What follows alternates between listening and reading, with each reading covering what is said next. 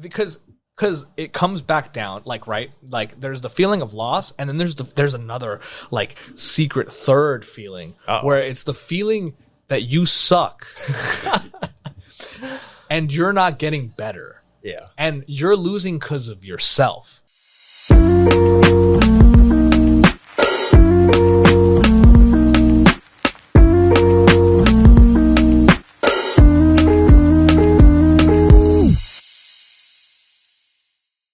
Welcome to the Fourth Act, our entertainment podcast where once a week we discuss a topic in TV, movies, games, and sometimes we discuss games 2 weeks in a row.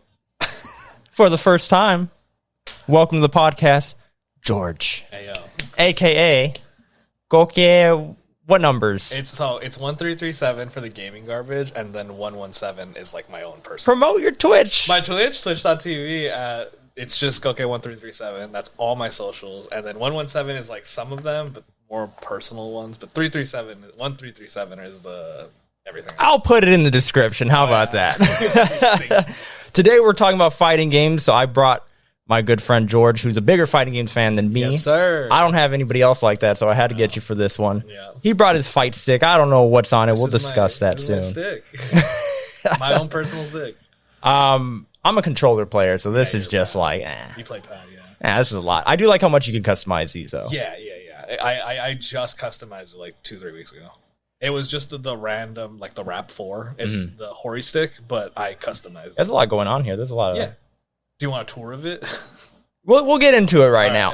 But before we get started, of course, we ask for any support, likes, comments. Definitely subscribe. We're almost at 75. It's taken a couple weeks, almost there. I mean, we're at like 66, but it's only going up. Good number. We're not going down. What, 66? Yeah. You know, it's a better number. You know. All right. 69. So the kind of like thesis here is, why are fighting games the best genre, George? So we'll get into that. I'll give you some time to think about it. I'm down to start off if you want to give us a little tour of your little... my stick? Yeah, okay, show us your stick. So this is it's a Hori Rap 4. Sorry if it gets in the way. Oh, Jeez, man, I pushed the button. Hell Anyway, yeah. It's a Hori Rap 4. I got it a couple years back. I had a old... Do you remember that old WWE game? It was like an arcade game in between 12 and 13. It was like WWE Is it All-Star. I was about to say, is it also the one where they're like big and they're cartoony? Big and beefed up. That turn this game, towards you. for some reason, didn't use the right stick, and so you can use a fight stick on it. And so really? there was a cheap fight stick that Mad Catz made right before they like went under, or like they just changed their whole thing. Yeah. And so I had that for the longest time, and it was all right. But this stick is my baby. And so I just customized it. It has the Persona 5 cast on it. It's got, Sanwa buttons, and the Sanwa stick. I think it's an octagonal gate. I like the way that they sound. That's why I wish I was a stick player. It's an octagonal gate, and then I have a bunch of stickers, just from like a bunch of anime cons. This is the new Street Fighter girl, right? The one, that one? Oh yeah, Manon. So shout out Space Day, who made the stickers. I saw her at Anime Expo, and she made the jury, and I really wanted the keychain, but she sold out because jury's that popular. Yeah. And she hadn't finished the cast yet. So I had to like represent someone from the cast. So I picked Manon because she's the closest like Laura, who I played in 5, because I needed a new character since Laura's not in 6. And obviously Jury came back strong, and so she's my main. But I needed a new one, and so I thought I was gonna pick Manon, but then once I saw Lily, it was over. It's game over. It's game over. That's what happens with fighting games. Is like you have the intention to play as one player, but then you just try everybody. You're like, for some reason, I'm really good at this guy. Yeah. So I have a thing where I mainly play people of my nationality. So if they're from Mexico, I play them. What do you mean? Like if they're like you have the option to deny? Well, no. Like whenever I see a character in a fighting game, I thought you meant like other players, but you mean the characters. Yeah. Like Jury has been a pick from me since 4 because I just fell in love with her. But in 6, I picked Lily. In Strive, I'm a Geo player, so I play Giovanni. If they're brown, I play them. Yeah. If they're brown, they're on my team. Okay. And so she hadn't finished the set yet, and so she has a Lily now, and I'm kind of upset that I didn't go to Evo because that's where she had the sticker for it. But it's been on for now. I said I'd pick her up, but I don't know if I will. She's kind of not that. She has a whole system of medals, and she's not good without 5 medals. Same with Lily needing win, but with Lily, it's a pride thing because she's from Mexico, and so I'm not dropping her. It was the same thing with Laura. Laura was from Brazil, but since we're Latin Americans, I was like, no, I'm sticking with Laura, even through the tough times of low tier. I still stuck with her. So Street Fighter, I guess we'll start there. I kind of want to go through all the series, and then I have a bunch of like different questions for you. Right. But since you're so passionate about Street Fighter, you already started going into it. I really wanted to get into Street Fighter 6, but this whole podcast thing has taken up a lot of my time. And then Mortal Kombat got announced like right before Street Fighter 6 came out, and then it got announced for September. Yeah. And I'm a Mortal Kombat guy, so I was just like, I can get like 2 weeks or like 3 weeks of Street Fighter before then, but eventually I am going to get it. Like when they have like it'll a be on sale or something. It's going to be on sale. Maybe December. But yeah, in Street Fighter 5, the first character I went to what was the one you just talked about? Yeah, Laura, the Brazilian girl, right? Yeah, love Laura. Yeah, just like her gameplay. Yep. A pseudo grappler, like up in your face rushdown. I love her. So much. And all the setups you could do with like again, like, I'm just gonna call it what it looks like. The yellow lightning, you shoot it forward, you follow it. Oh, the vortex. Yeah, but like I even like had a little combo thing with her. Like I was actually winning games. Like this is fun. Yep. And then for some reason I just dropped it, and by the time I came back, everybody was so good. And there's so many characters. That's the issue with like Street Fighters or just fighters in general. Fighters in general, you'll have, I think, 2 months, like 2 solid months where everyone is playing it. And everybody's picking everybody's character. Picking everything. Not just top tier. Yeah, not just top tier. The moment there's a national or a big tournament like an Evo or like, you know, any big tournament CEO, once people figure it out, that's when I feel like the new casual players get kicked out. And I don't like that. I don't like that it takes like 2 months and then the new players are like, nah, there's too many good players, and they'll drop it and then they'll leave. And I hate that. I hate the new players leaving. Yeah. Well, that's the thing with fighting games in general is that you got to put the work in. Yeah. And like that's the thing is shit starts getting hard, and instead of labbing and figuring out how do I get past this, people just give up. You know, like because you can button mash once you get to a certain level.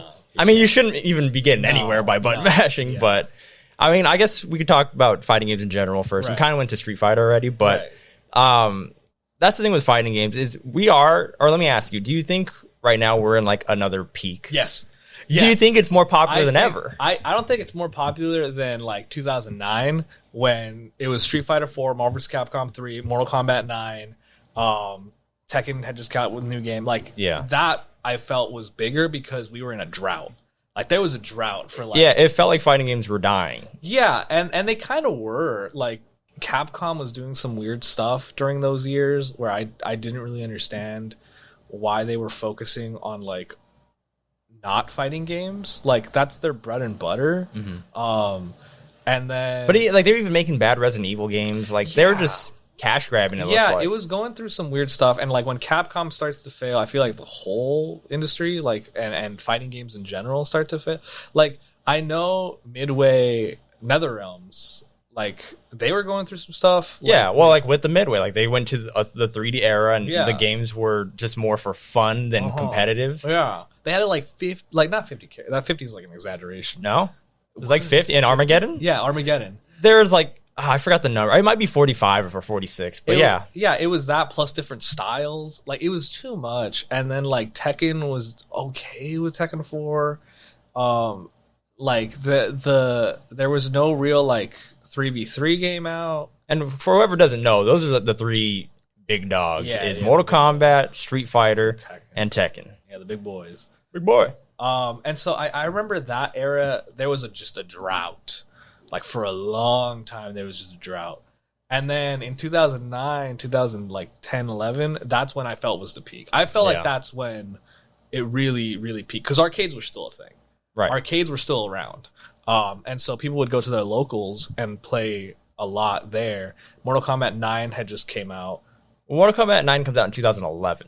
True. So first Street Fighter 4 comes out and Street Fighter 4 comes out, the revolution. Yeah. And then everyone's like, oh, fighting games are viable again. Yeah. Tekken came out again.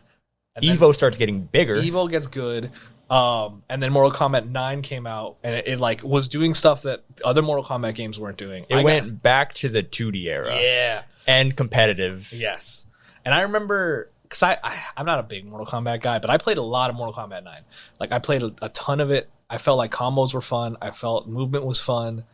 And then I felt that every other game was trying different things. Marvel vs. Capcom 3, like, resurrected. Tekken. Yeah, that one was huge. Yeah. I mean, I think that's where I started watching Evo, was right before Mortal Kombat 9 came out. Yeah.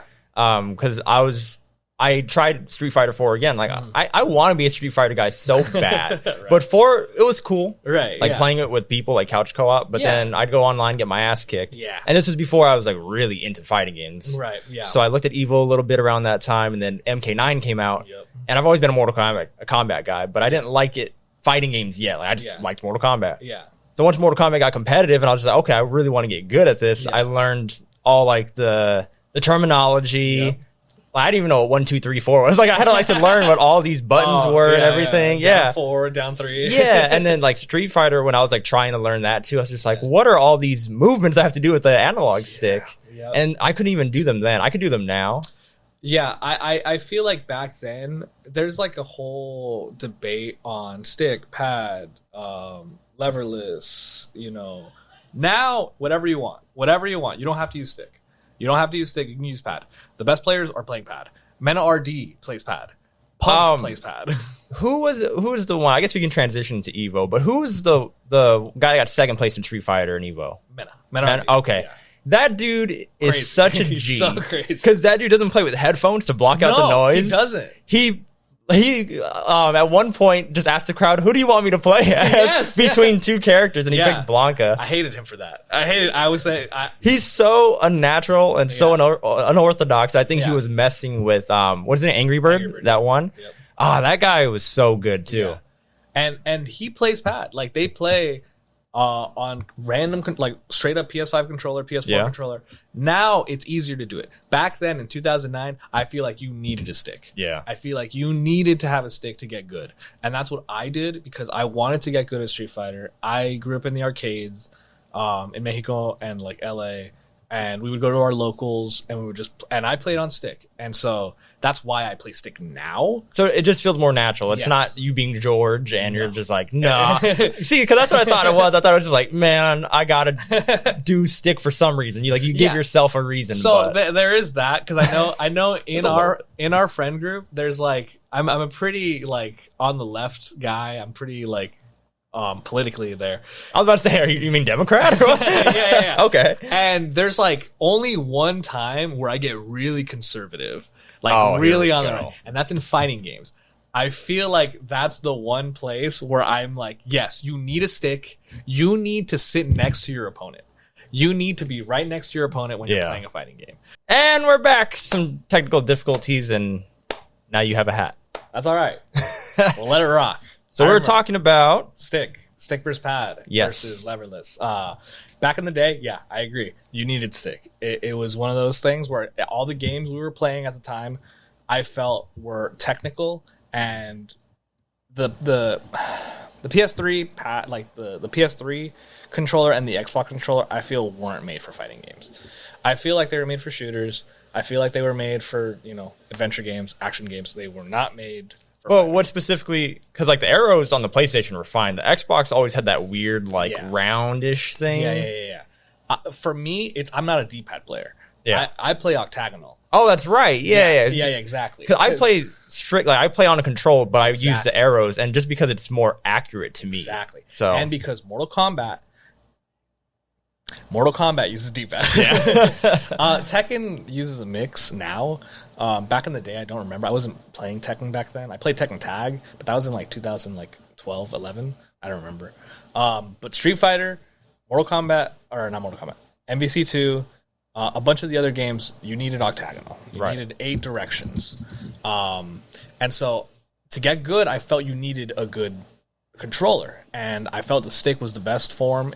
And sticks were getting good. Sticks were making good ones. Like Mad Catz and Razer and Hori were making good sticks. Because back in the day, you had to get like a Dreamcast, like third party knockoff. The Mad Catz sticks weren't good, and they tried to make like the fighting game controllers, but then those are weird too. Those were weird. Some people liked them because like the Sega Genesis, a lot of good fighting games were on the Sega Genesis, and the Genesis controller had that like the 3 buttons. They had the 3 and the 3, and like you can do it like that. I wasn't. That's weird. Yeah, I wasn't. I didn't know people would do that. I didn't. And some games require four buttons or more than 6 buttons. Yeah. So, but with the controller, you only need 4.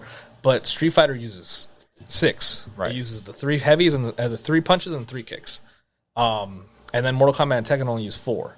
And so, some people could get away with it, but not. I don't feel like Street Fighter players, Marvel vs. Capcom players. I don't think we could get away with it. I know Marvel vs. Capcom 2 is so fast, and there's so much going on. I that was the game I bought. Yeah, and it was fun because it was Marvel. Yes. But trying to play it competitively at all, and then even watching it competitively, like they brought it back at this year's Evo, and I was like, this shit's boring. That game, no, it's not boring. It's boring because like the competitiveness, it looks cool, but just watching someone get touched and then die, like, what's happening? Just don't get touched. Like that's you see, and I kept seeing people say that. That's dumb. Don't mess up. That's the conservative answer to it. Exactly. But those games, I feel, needed stick. Yeah. You needed a stick back then. Now, they make games so much easier. A lot of games have modern/simple/ stylish, whatever the flavor is called, an easy mode, baby mode. Which you were super against too. As soon as they announced it. I thought modern was dumb. I thought for Street Fighter 6 they added a modern mode. I only thought it was dumb because they take away buttons. Yes. And I was like, well, why would I do that? Yes. It's been 2 months since it's been out. I've sort of like, I'm taking back the thing. I still think it's learn 6 buttons. Like in my, like, for me, it's a very old school way of thinking. Learn the 6 buttons. Like, I understand. I agree. Easier. Like coming from Mortal Kombat to Street Fighter. Yeah. I'm not, at no point was I like, this needs to be easier for me. Yes. I just had to learn how to do the different moves, and then again using arrows on some of those inputs that you have to do. Like it shows a certain input with a stick, but you kind of have to like cheat the system and figure out how to do it. Where like now I know like the little tricks to do it with the arrows. Yeah. But yeah, I just thought the idea of dumbing down your move set to make it easier on yourself, well, you're just making it worse on yourself. Right. Like, you're not really learning. Yeah. I had the opinion that I thought it was for babies, and I thought, like, this is only for people that are new, or, like, the girlfriends, or the friend that doesn't know how to play. Yeah, the couch co-op. I just want to play a couple sets and lose, because I'm not playing fighting games. It gives you a better chance, but it wasn't whatever. Until this year's Evo, when Haitani, a Chun-Li player, was using modern games. Really? Like top 8 or top 6? Why did they change that, by the way, from top 8 to top 6? Time. Okay. Time restraints. I don't agree with it. It feels weird. It's another thing where I don't agree with. I need top 8. Top 8 would have had... Back in my day, we had top 8. There used to be 8 people. There used to be 8 people up there, and we were taking 45 extra minutes. It's because of time. Okay, that makes sense. I feel like it's because they wanted to put more ad time. I feel like they wanted to put Chipotle ads. Good, more Chipotle ads. If we had top 8, Knuckle Dew would have been in top 8. I would have watched more Knuckle Dew play. Okay. I didn't watch all of top 6 because I was like doing editing and like trying to keep an ear on it. But I saw top 4. Yes. But Haitani was a Chun-Li player from Japan who plays modern. And apparently it's a thing in Japan where they like modern.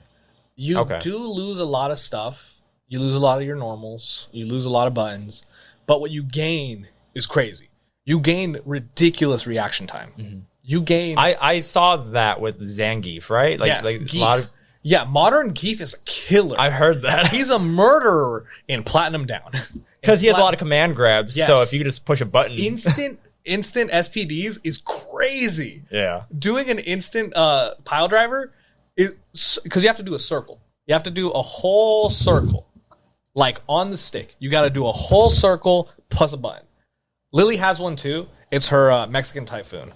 I have to do the circle every time. You're right. And sometimes I mess up. Is it really a whole circle or half It's circle? a whole circle. Jesus. It's a 360. I don't know how I do that on a... Yeah. Oh, okay. I know the input. It's not like a whole... I get it. It's a 360. Just one rotation. Gotcha. Lily has it, and sometimes I mess up. Because if you don't push punch on the up, you're going to jump. Right. And so there's some moments where in my games I jump because I didn't push like at the same time. And so in modern, it's just down and punch. That's so crazy. That's it. So it really is a time saver. It's not that the move's coming out faster. It's that your fingers aren't taking so long to put the input. Yes. And for Geef, his super is 2. It's a 720. It's 2 360s. Jeez. 2 360s plus a button. And in modern, it's down, heavy kick, special. Jesus. That's it. You see, so there is an advantage, like kind of like an unfair advantage in that specific scenario. People are arguing about it. You lose 70% of your damage. You do take a damage cut, right? But if you do the input, you don't. Right. And so there's back and forth on that. I don't think it's a problem right now. It's not a big problem. I haven't seen it be a big problem yet. In Japan, apparently a lot of the top players do modern because of the instant reactions, which is crazy, especially in high level. Like doing instant SPDs or instant supers is ridiculous to me. So then I know you're not going to want to, but do you see this just going forward with fighting games? Like just making the inputs just standard. Like it's just easier. Yeah. I don't like it. You're like defeated. I don't like it. I don't like it because I back in my day, we hit the lab. We went in the lab for an hour and we figured it out. Good, honest work. Good, honest, fair work. But I get it. I understand. They want more casuals. They want more money. Street Fighter specifically wants the numbers that Mortal Kombat does. Yeah. We want the numbers that Mortal Kombat sells at, and the amount that they get from the casual market, because they use it's a much easier game to get into. There's a lot more cameos. There's a lot more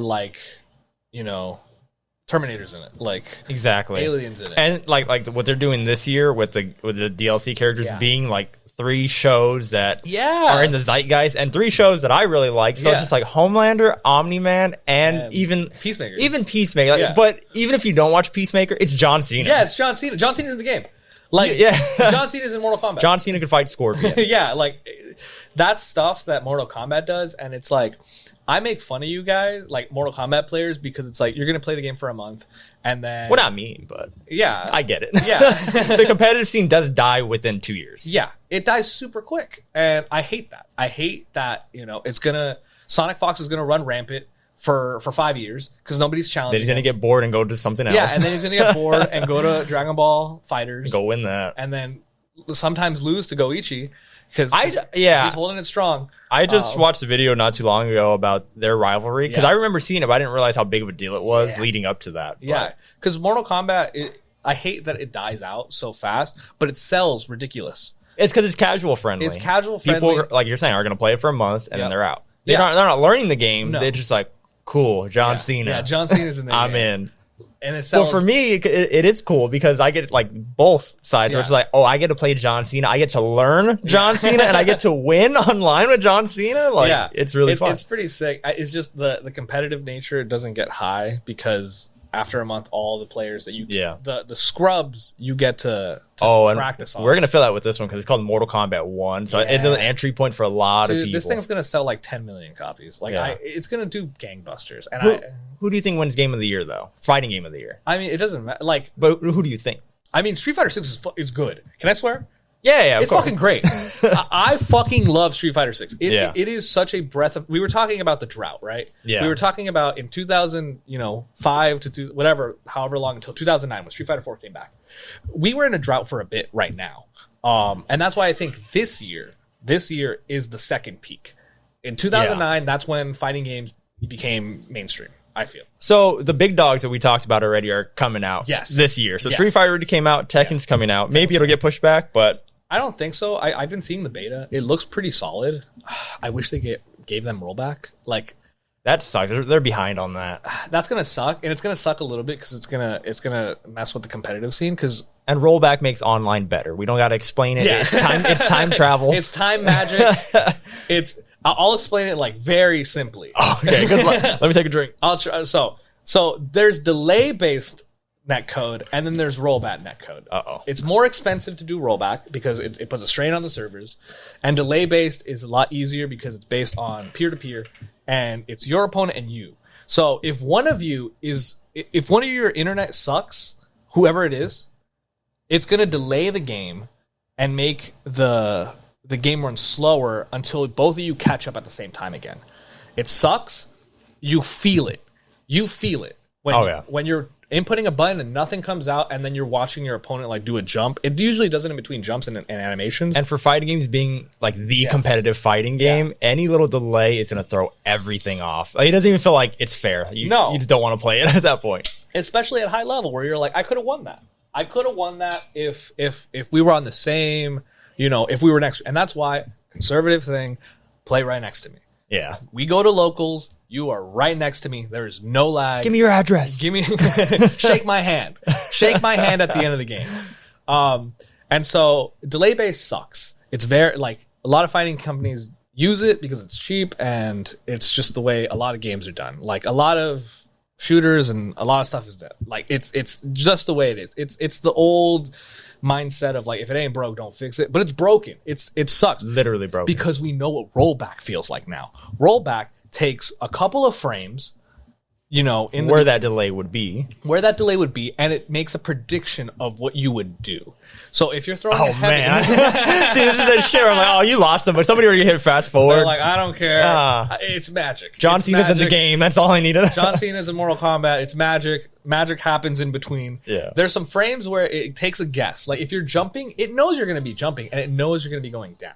So that's why it's taking those frames, those like 5 frames, and it's like, he's going to end up here 5 frames from now, and then he's going to throw a punch. So it's like, okay, I know exactly where that is. It takes more strain. It does more on the servers. It's more expensive. But games that have it feel good. And they thrive. If you have rollback in your game, you feel amazing. You're playing better games with rollback. You're playing like more fair games because you can't say I lost because of lag. Yeah. You could blame lag on delay based and you could use it all the time. You can't say that in rollback. You both have the same advantage. You both were on the same playing level. Right. And so it's like, hey, I lost and you should own that. But a lot of people don't because they're like, lag. What a creative way though to solve this issue of just like, fighting games online aren't the same as arcade. What do we do? I don't know who did it first. I remember Mortal Kombat X was one of the first. I don't know if they were the first. I know Third Strike used GPO, which was like a mix, and it was free. It's a free thing for like indie companies to use, and it felt better, but it still had some delay. I remember playing some games where they were pretty delayed. I know like Nickelodeon All-Stars has it. Yeah, but that's definitely newer. And that's new. And that's the thing. That was like an argument. It's like, if Nickelodeon All-Stars Brawl with this tiny, like, little baby budget can make this happen, there's no excuse for anybody else. I don't understand Tekken not doing it. I mean, we'll find out. They're still in beta. But right now, people are playing the beta, and it's like, this is delay. They're lying to us. This is delay. And so I hope Tekken figures it out, because if they do, Tekken 8's going to do great. Is it something with their engine? Like, is it too late for them? I think it's Harada. And he's old school. He's like the main guy. Yeah. Because that's the thing, is like when you have your main guy like in front of the ship, they can steer you great. They can steer you into a great direction. More technical difficulties, and now the hat's gone. Oh, it is. Okay, so you were on a rant about Harada. It's a tangent on Harada. Harada's fine. I like Harada. I think he's okay. It's Ono, the Street Fighter 5 and a little bit of 4 main director. I feel like Ono was very old school, and he took Street Fighter kind of down. Like, I understand like where he was taking it, and I understand where Street Fighter 5 was going. I didn't like it. It went more esports. Yeah, it was weird. That's like when they had a partnership with PlayStation, and then it came out very bare bones. Like, it didn't feel like a full game. Yep. It came out. I remember I bought it. I was a day oneer. I bought it. It was $60. So did I, actually. Yeah, day one. It was $60, and we got versus mode, some online. There wasn't even a ladder, right? There wasn't even. I don't think there was a ladder yet. There was some online. I'm pretty sure training mode was there. Oh yeah, I wouldn't have got anywhere without training. And I think survival and challenges. There was no arcade. There was no story mode.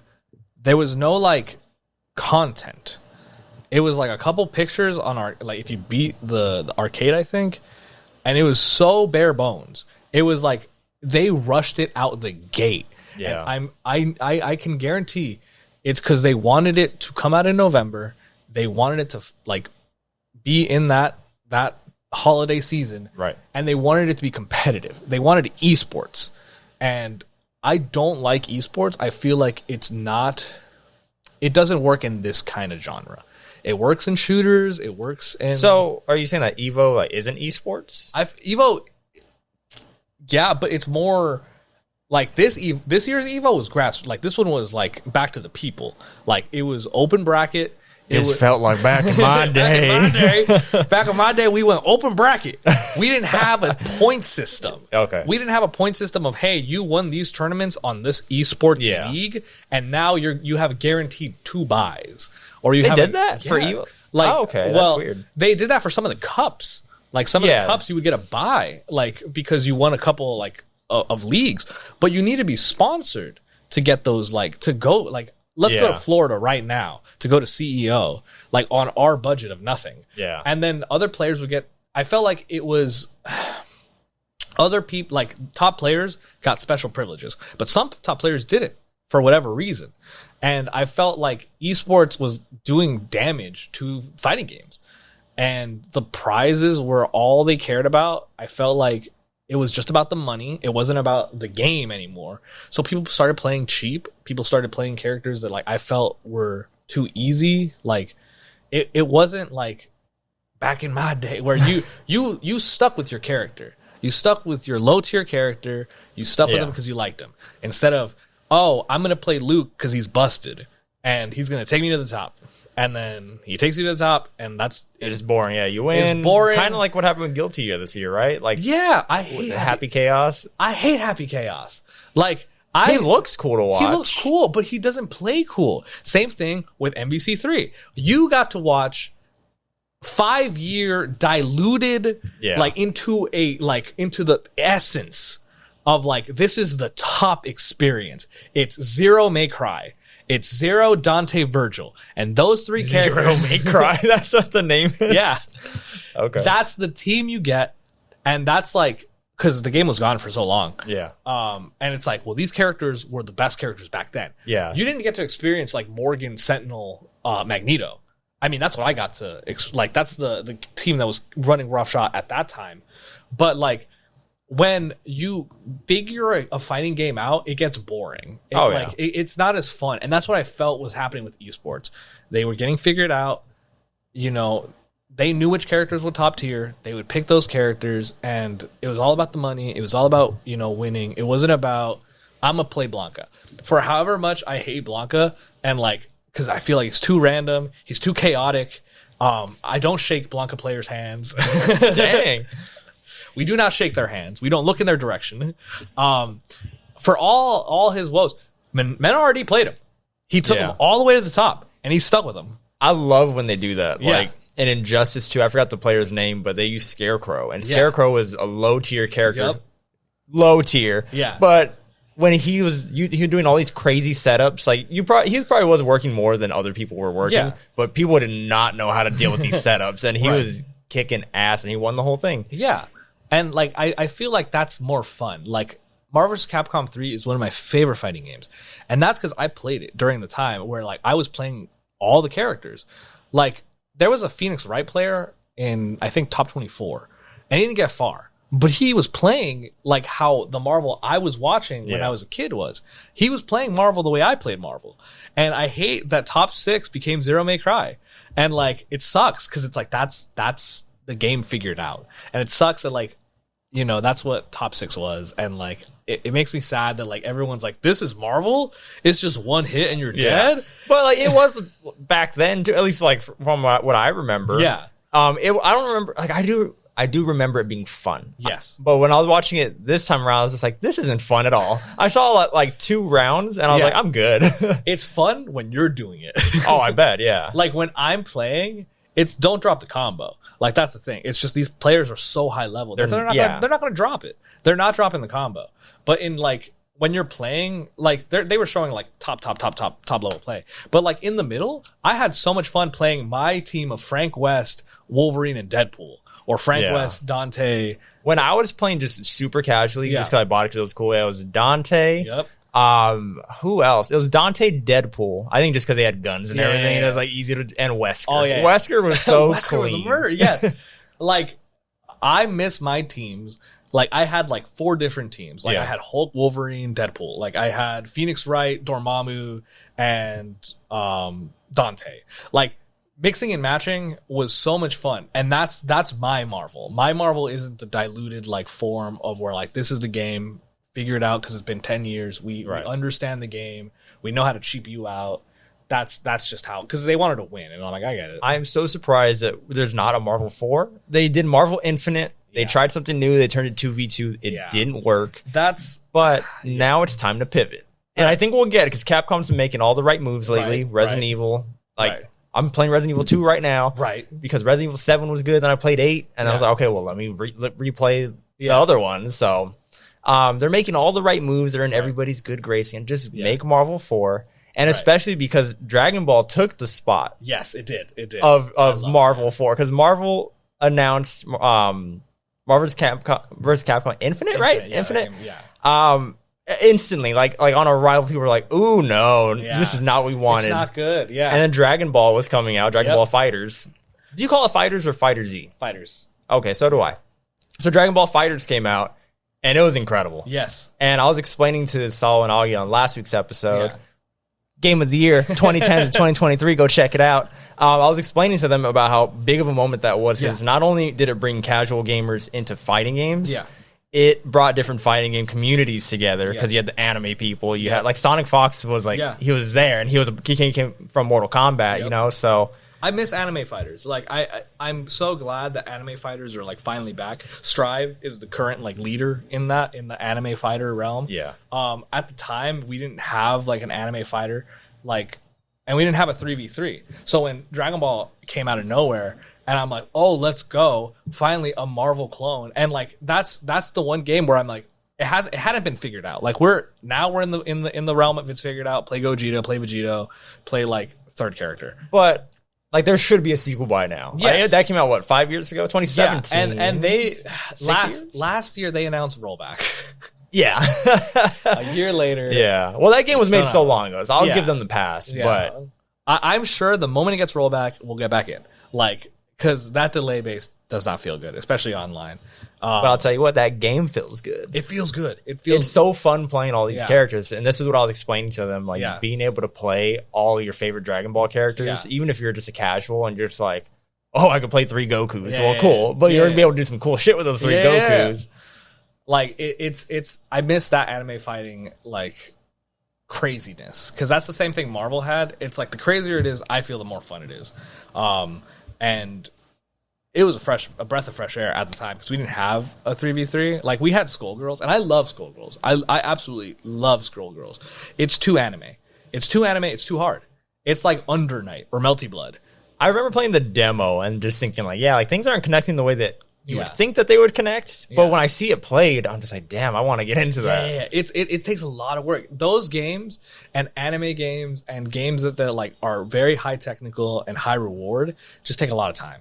Like, I love Skullgirls. I play it all the time. I was there like year 1 with Skullgirls. I loved it because it was a 3v3 or a 2v1. Like, it doesn't matter. They had the ability where you can make it however you wanted. I didn't know that. So you can do 2v1? You can do 2v1. You can do 2v3. And one character has a lot more health? Yep. Whoa. One character. How do you balance that? I mean, it's pretty fairly balanced, I feel. I've played some where it's like I played 2v3 or like a 3v3. That's really cool. Yeah, it's super good. The best option I still think is 3v3 because you get 2 assists. Right. And I think 2 assists is better than 1 assist. And that's why I'm looking at Mortal Kombat 1 and I'm like, just add another assist. Like, I don't get it. They're not in the game. We'll get into that in a little bit.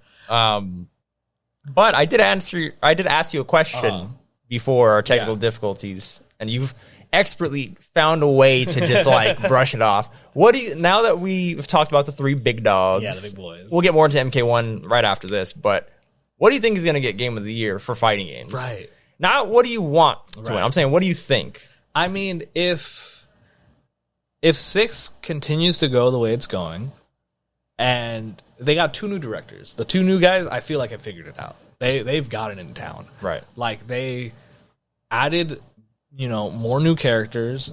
The main 8 are still there, and like the systems are fun. They added parries. Like, it looks better than I think Street Fighter's ever looked. It does. They're using the RE engine, so they're using the same engine that Resident Evil uses. Right. So all the characters are great. But like all the effects, like all like the paint stuff that's going there. Well, I guess only one character uses paint, but you know what I mean. No, like, the graffiti, yeah, like the graffiti. Is that what style. it is? Graffiti style. Okay. Yeah, it's a graffiti aesthetic. It's a hip hop aesthetic. Yeah, like, I love the aesthetic. It reminds me of the best Street Fighter game, Street Fighter 3 Third Strike. It's just borrowing from that. Yeah, it's the I've same. heard. I don't know anything about it, but I've seen people mention Third Strike a lot with this game. Yeah, and so I feel if they keep going the way they're going, we know our 4 DLCs because they got leaked. Everything's getting leaked. Even Mortal Kombat. Yeah. I think they leak it on purpose now. I feel like they do, dude. I feel like they have to. I feel like they know. It's a marketing thing. Yeah, because it's like, oh no, I dropped my leaked list. I hope no one sees it. It's like we know. I knew about Lily coming out before her reveal trailer. Like I saw that Mexican flag, and I'm like, Didi, I'm playing Didi. Well, they announced the game, and then the next day it got leaked. Yeah, like the whole roster. Yeah, the whole roster. JP, everyone got with leaked. Mortal Kombat 1. Like, they announced it, and then a couple weeks later, like, okay, all the DLC got leaked. Yep. And now they announced the DLC with a trailer, and then the next day, like, oh, DLC 2 just got leaked. I was like, how? That's not even come out till, like, maybe May of next year. Tekken 8, the beta came out, and people, scraped the beta. Yeah. And now we know who's in it. That makes sense. Yeah, we know who's going to be in it for Tekken 8. And so, like, I feel like we have the knowledge of who's in it, who's coming.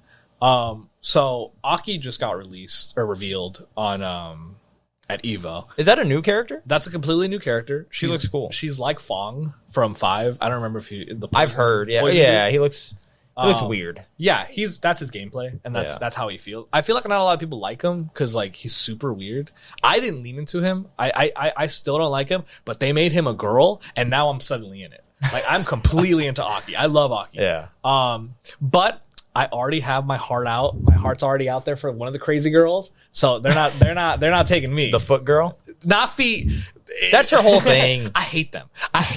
This is like a thing I don't like. In 4, I understood it. She's Taekwondo. They don't use shoes. I get it. But there was other aspects to her. She was crazy. She was like a sadist. She's like, oh, I'm one of those like crazy girls, And then 5, they're like, you guys like the feet, right? And they're like, yeah. And there's like a split of like, I like the crazy girl. I like the crazy girl aspect. And some people are like, we like the feet. Keep feet stuff. Yeah, feet gets Googled more. Yeah, so feet gets Googled more. And like, and they like gave her like a motorcycle and like an eye patch. And like it leaned into both. Yeah. It leaned into the crazy like sadist girl, into like that like toxic ex, that kind of girl, which I have a soft spot for. And, in 6, they lean into the feet, and I get it because it comes off like she knows that people like her feet. Yes, like the character knows, because it's not just like this game is horny. Like it's Cammy. It's a horny game. Everywhere. Yeah, Cammy looks great. Kimber, all the girls look great. All the women, all the guys do too. Like Geef in his like alternate costume looks great. Like. Shirley's Ryu looks great. Like it's just a horny game in general, right? And so I understand why they lean into the feet stuff. Whatever. Like it's one of those things where like I know people think I'm a feet guy because I play jury, and it's like whatever. You think that all these people think? You think all your friends think this about you? Yes, every one of you brings it up all the time. Exposed. I don't bring it up. I'm just saying she is the foot girl. Yes, I not in my game. In my game, I have a mod where she's wearing like Reeboks. Yeah, it looks like she has like sandals in this picture. Yeah, she's wearing Taekwondo stuff. In my mod game, I have her wearing sandals, or I have her wearing shoes because I'm like I'm. So you're anti-feet. I'm anti-feet. Okay. I'm anti-feet. I don't. I like the other stuff. I like her being crazy. She's a girl failure now. Her character has kind of like evolved into like a girl fail, where like you know how like there's the dudes that like don't go out. She's like a gremlin.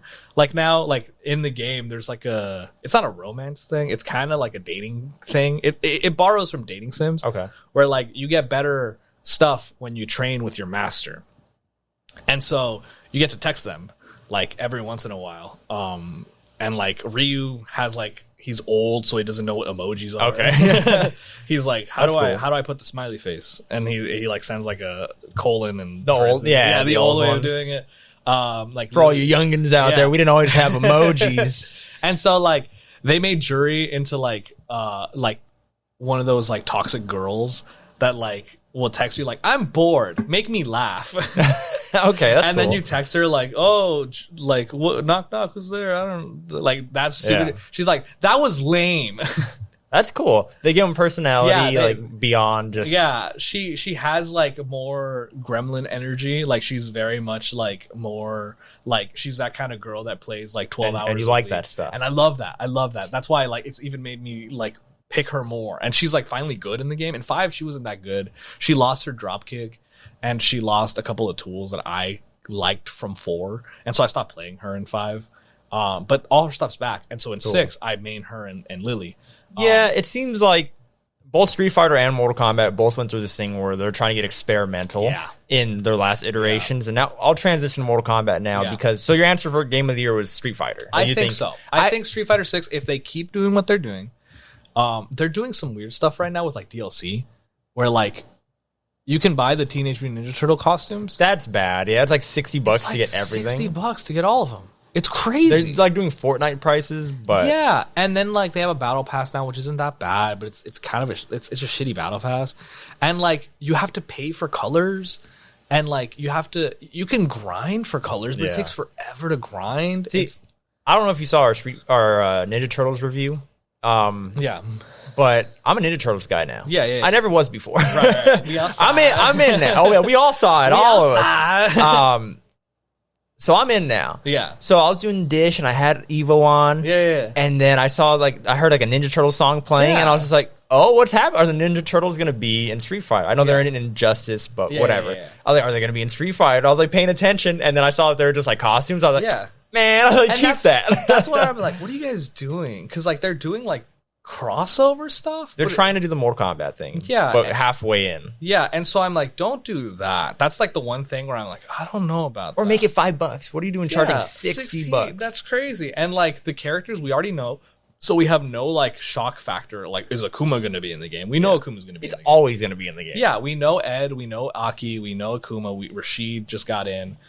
So we don't have any surprises. So there's no like, hey, you don't have like, I feel like if Street Fighter keeps doing good, keep having the game feel good, fix the issues when there's issues, I think it'll win Game of the Year. But like, I don't think that the people that vote for Game of the Year, and I'm strictly talking about the Game Awards, right.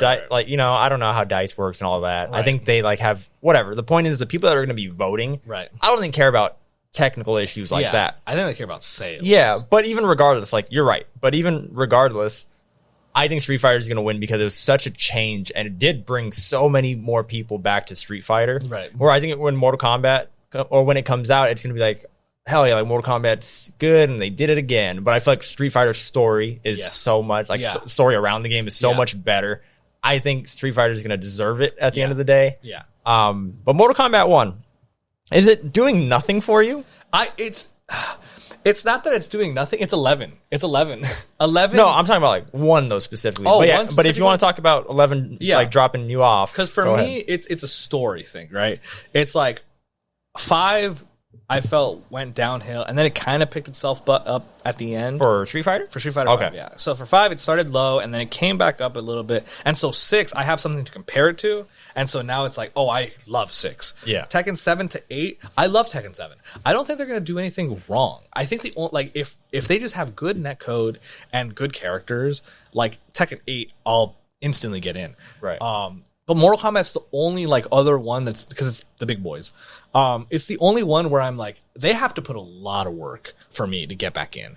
Especially because Mortal Kombat 9 I felt was amazing, was great, and then Mortal Kombat 10 happened, and I'm like, okay, but I'm surprised you didn't like Mortal Kombat because it is faster. It is faster, but I felt like the style stuff was too much. Oh god, the Like, variations. I thought that was too much. No, I'm with you. Like by the time I got to 11 and they were still doing it, I was just like, all right, let's go back. Why. And then 11 happened, and I'm like, what is going on?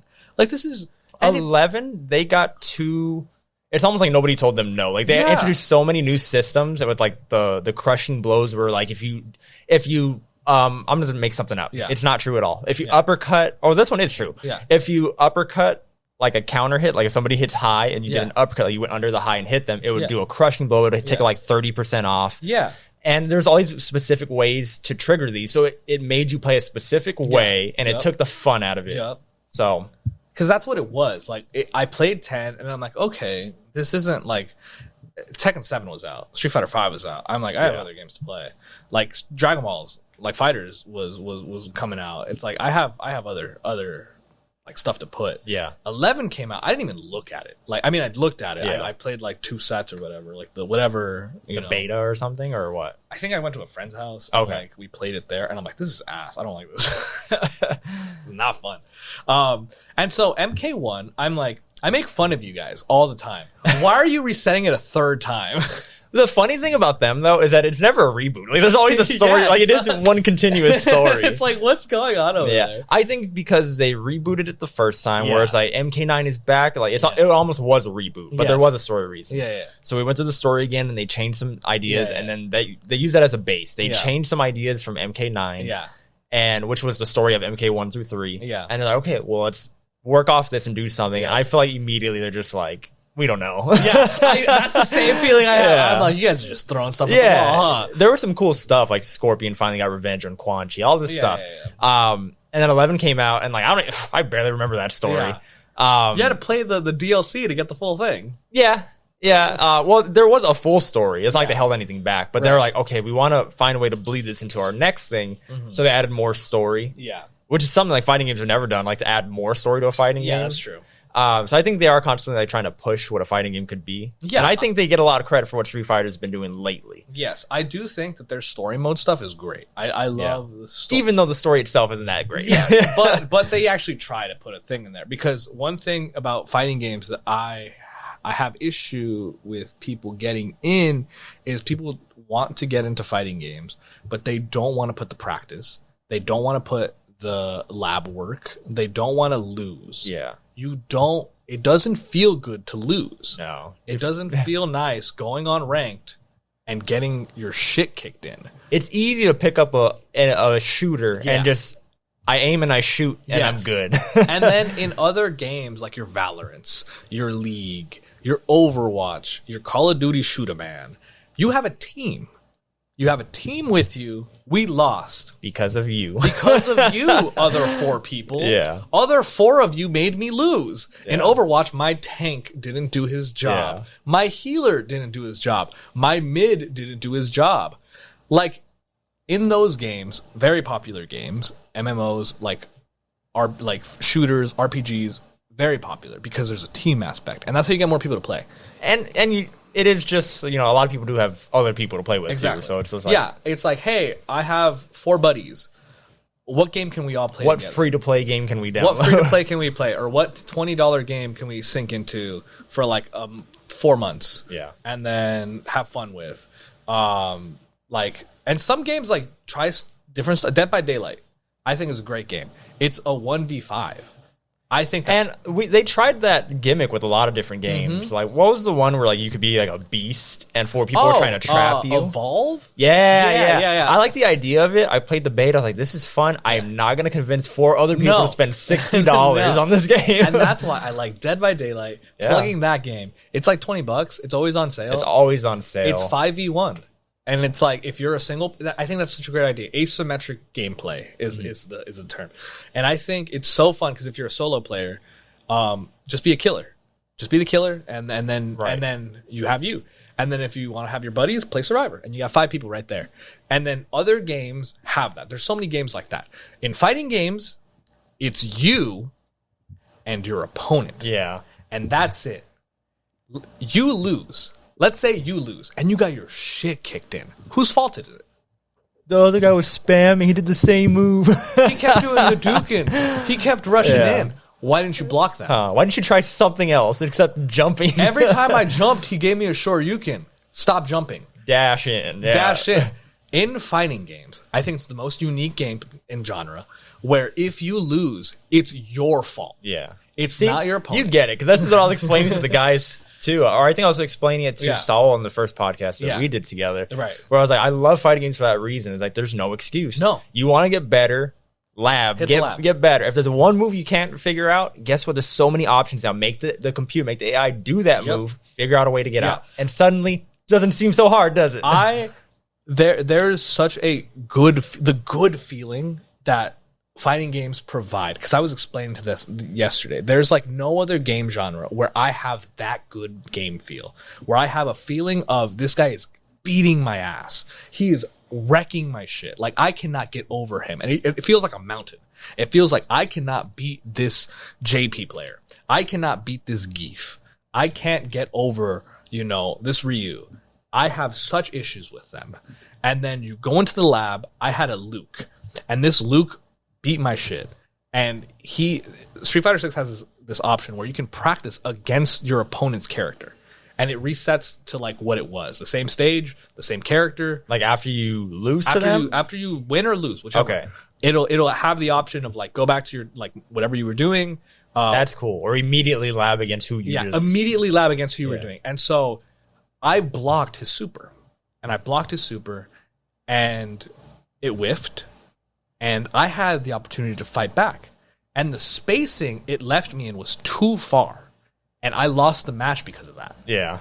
And I felt like I could have won if I had the knowledge.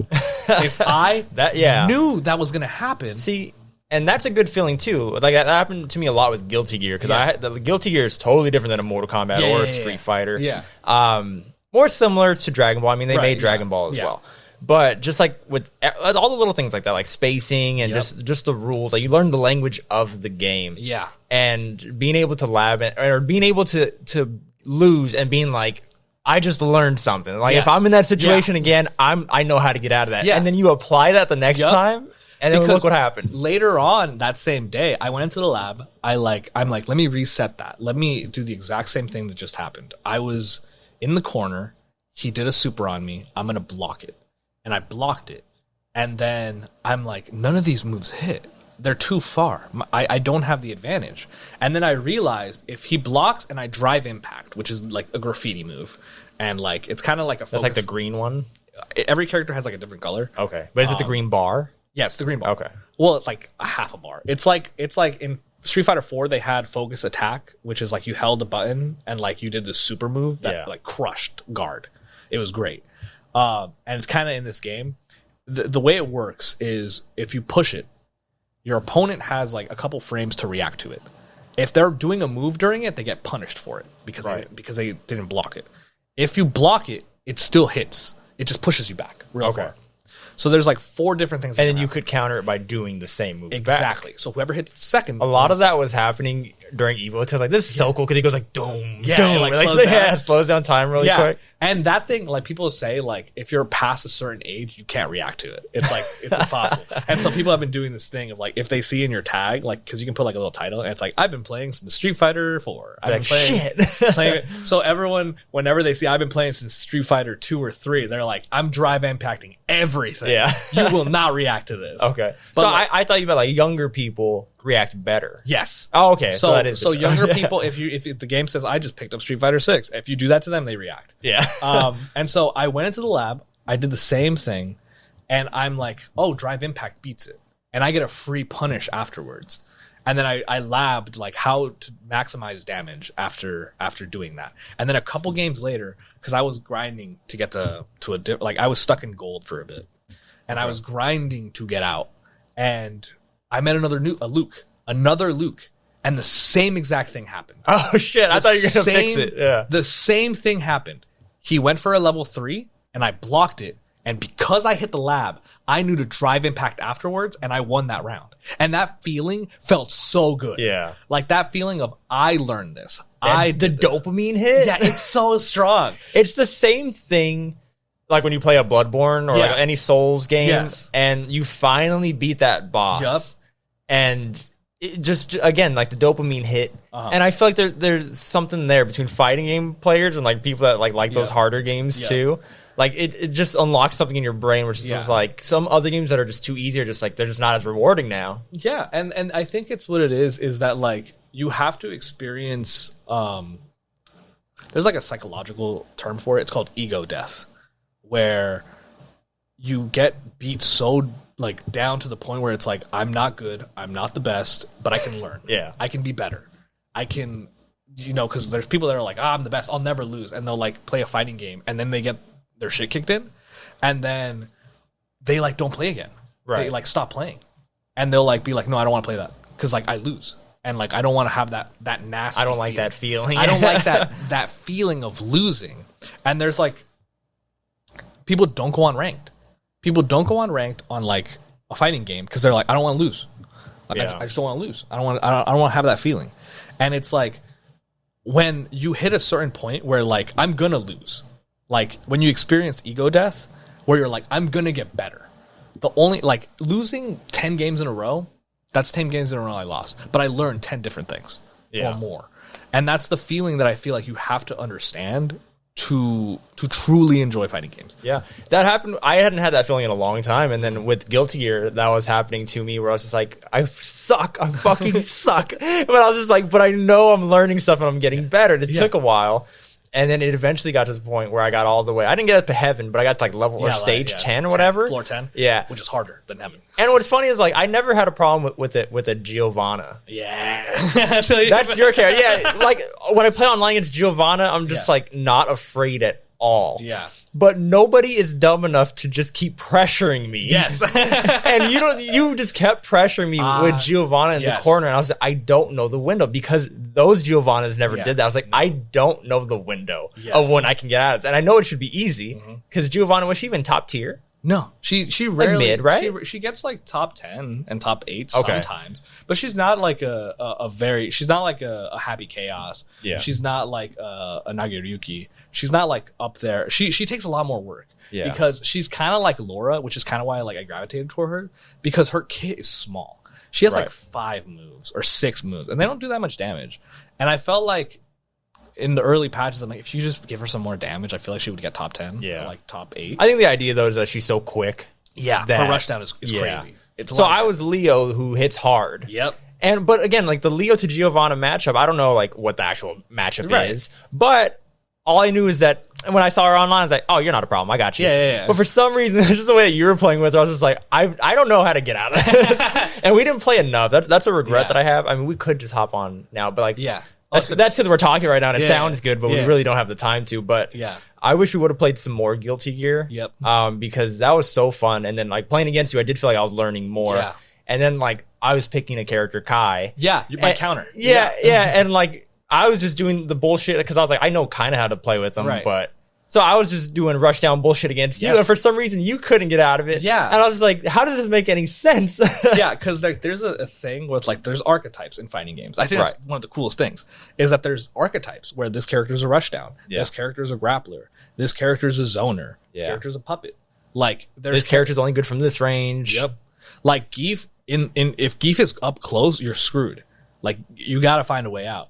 If you're Dalsim and you keep somebody away, you know, it's going to be hard. As the opponent, you got to fight and find your way in. Like right now, I have the highest issue with JP, which is a zoner. And he's messing me up. But characters have counters. Like they have, you know, like there's matchups. There's a games of 10. This character has a 7-3 matchup. And so you're like, okay, my character is just inherently better. Yeah, I have the advantage going into this. Yes. And sometimes the matchups don't matter because if the other player is just that good, it's not going to matter if it's a 7-3 or an 8-2. Like, they're obviously winning because you don't have some information. But there's, like, certain, like, times where it's like, I'm playing Rushdown and I'm playing a grappler. And I'm like, I hate that matchup. I hate that matchup personally. Whenever I see a Geef or whenever I see, like, you know, a Potemkin, like, in Strive or a 16. Yeah. Like, because I'm a Rushdown player. Like, I play Rushdown a lot of times. A lot of times I play Rushdown. With Lily, I'm playing like a semi-grappler. Like that is your style, right? That like, is you just my want style. chaos. Like, you just want to. It's unga bunga. For me, it's mix-ups. Yeah. Like, give me a character that has a lot of 50-50s, Yep. and I'll put your ass in the blender. Yep. That's how Laura was. I love that feeling Yeah. of Laura. That's why I like Lily. She's also mix-up heavy.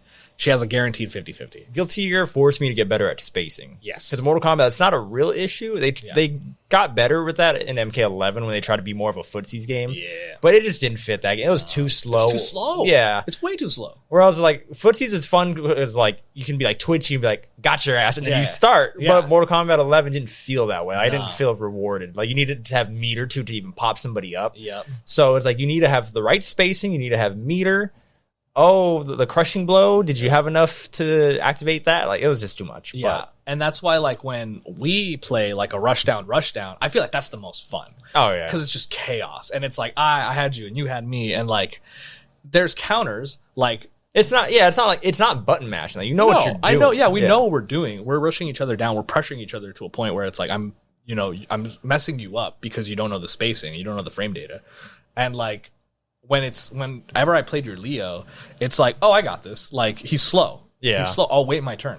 Yeah. The thing with him though was again just purely mix up because he had a move where he teleports through you. Yep. But then with that too, because he is slow, you needed to immediately have a counter. So if you can like guess what their counter would be, because again he's a slow character. So if George blocks a move, I had to react. I had to counter his counter. That was the only way to get open, and I was able to do it sometimes, but not consistently. Yeah. And then that was like you played my early Leo, and then the Leo, I feel like you crushed me so bad that after that is like when I went to like level 10 with him. Like I learned new tech, and I was just like, next time I see George, I got him. And then we just never played again. Yeah. So no, I like the feeling of like, oh, I got beat. Yeah. And then it's like I want to get better. And I don't. It and sucks. That's the spirit of fighting games. Yes. I want to get better because I feel like so much of the casual market doesn't have that feeling. They don't get that. They don't get that. Like my friends, when we were playing yesterday, and like I was rocking them up, and like I was putting them in a blender, and like they're like, "How do I get out of it?" And I'm like, "Here's the answers." Yeah. And it's like, well, how do I apply that? It's like that's on you. Yeah. That's you have all these tools. Like you figured out, like you could poke your way out of like if somebody's just pressuring you like that, you could poke your way out, but not forever. You can't just like down punch the whole time. Like give it maybe one, maybe two. Like that's another mind game too of like how many pokes I got to block. You know, there's so many different ways out of it, and then special moves. Maybe you have something to get you out of it. The other thing is frame data. Yeah, learn frame data. Now that I think is asking a lot, but like Mortal Kombat puts the frame data in the game, and does Street Fighter do that now too? Because okay, we have a bar on the bottom now. You see, like the games are getting better at teaching casuals. They're making it easier. Yeah. They're making it easier for casuals. But I think the biggest hurdle is that feeling of loss. I think the feeling of losing does not feel good, and it doesn't. I play locally, like there's like a local tournament here, right? And I remember when we were playing 5, and we were playing Street Fighter 5, and this was like at the tail end of Street Fighter 5's like longevity, where it's like, well, we're 5 years in. I haven't touched Street Fighter 5 in like 3 years. And like I was bringing in Laura, and Laura got better. You know, for the first 2 years she wasn't good, and then there was a patch that made her a lot better. And so I was able to like get up there, but then everyone else was just beating me senseless. Yeah, just beating me, crushing me. Like, and I hated that feeling every week, to the point where like there would be some tournaments where I would go 0-2, and I'm like, I don't feel good. I don't. Like, I might actually have a drink. Yeah, where I was like, there's nothing I can learn. Yeah. I've learned enough. Because it comes back down, like, right? Like, there's the feeling of loss, and then there's another, like, secret third feeling, where it's the feeling that you suck, and you're not getting better. Yeah. And you're losing because of yourself. And it's like, why did I DP? Why did I Dragon Punch there? Why did I grab? Why did I rush in command grab? Yeah. Why did I do that? I seen you on your stream, which first of all, I want to give you a compliment because again, I really wanted Street Fighter. We were talking about it. I told you, like, I'm going to get it. Right. Time came, life changed a little bit. Right. And I ended up not getting it. Right. But I came so close when I watched you stream, and you were playing, what's her name? Lily? Lily, yeah. Yeah, I love Lily. You were playing Lily. And just like hearing like you go through that shit of just like why I forgot what the problem was. I think you said like why am I jumping in, like not to jump in and everything. Yeah. Just all that, and like I know that feeling, but like watching you and then apply and then start winning again after that, I was just like, oh man, should I just get it today? Just put it on the credit card, I'll pay it off later. We got time. It's like this feeling of like I know I am losing, I know I'm getting impatient, and patience is such a weird thing for me. I'm a rushdown player. Like I picked Lily purely out of Mexican pride. Like, just purely out of, she's from Mexico, I'm from Mexico. Like, she's brown. There's not many characters like her. She reminds me of, like, people I've seen. And, like, she sounds like people I've seen. So I had, like, a soft spot for her. Jury is obviously my rushdown character, and I go ham with Jury. I love her. But I had to learn a completely new style with Lily, which is kind of like the same style I had to learn when I had to play Laura. And so it was that feeling of like getting better, like that kept me going. Because there are times where I'm like, why did I do a tomahawk buster there? Why did I DP? I knew that wasn't going to work. Why did I do it? But because you know the issue, it only proves why you can get through it. You'll get better. Yeah, and a lot of times it's like the 50-50, right? She has this 50-50 that I'm going to spill to the world. Oh, nobody knows. No, people know it. I have a running joke on my stream where I'm like, I set up wind, right? So whenever she gets wind, she gets stronger and she gets faster. And so I know the frame data. She has a move called, what is it? Typhoon Wind or something. It's like, it's a move where she goes in a she like dashes as like in like spin. She spins and dashes. I'm +1 on that with wind. On block? On block. I'm +1, which means if they block, I have a frame advantage because I have wind. If I don't have wind, I can get a -1. Not a lot of people know that. And so people don't know that I'm +1, and so they'll push a button. Yeah. Because they like think it's their turn. And so they'll push a button, and right away, I'll Mexican Typhoon, which is the circle move, the circle punch. Right. And that does almost 3,000 damage on counter hit.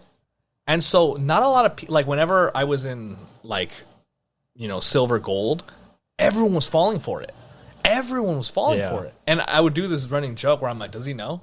And then I would like do the dash, do the Mexican Typhoon, put him in the cyclone. And I'm like, they don't know. And so that became the game of, you now know. Yeah. You now know I'm plus. I'm gonna do it again. And I would do it again, and they would get got again. Yep. And I'm like, that's 2 times now. I'm gonna do it again. And then I would do it again, and sometimes they would figure it out. You jump. Right. If you get caught in that Lily mix-up, just a neutral jump.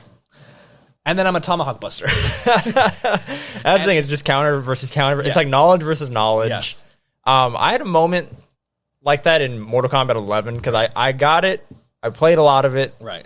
And then when it came out for the PS5, I got into it because I had to earn some trophies again. Right. Like I had already platinumed the game, but I was just like, okay, I could get a quick platinum on the PS5 version because all you have to do, like for example, like there's like you have to collect like heads. That's all I'll explain. Yeah. And then before where you need like 50, if you just get one, it'll unlock that trophy because it remembers that you did it. Right.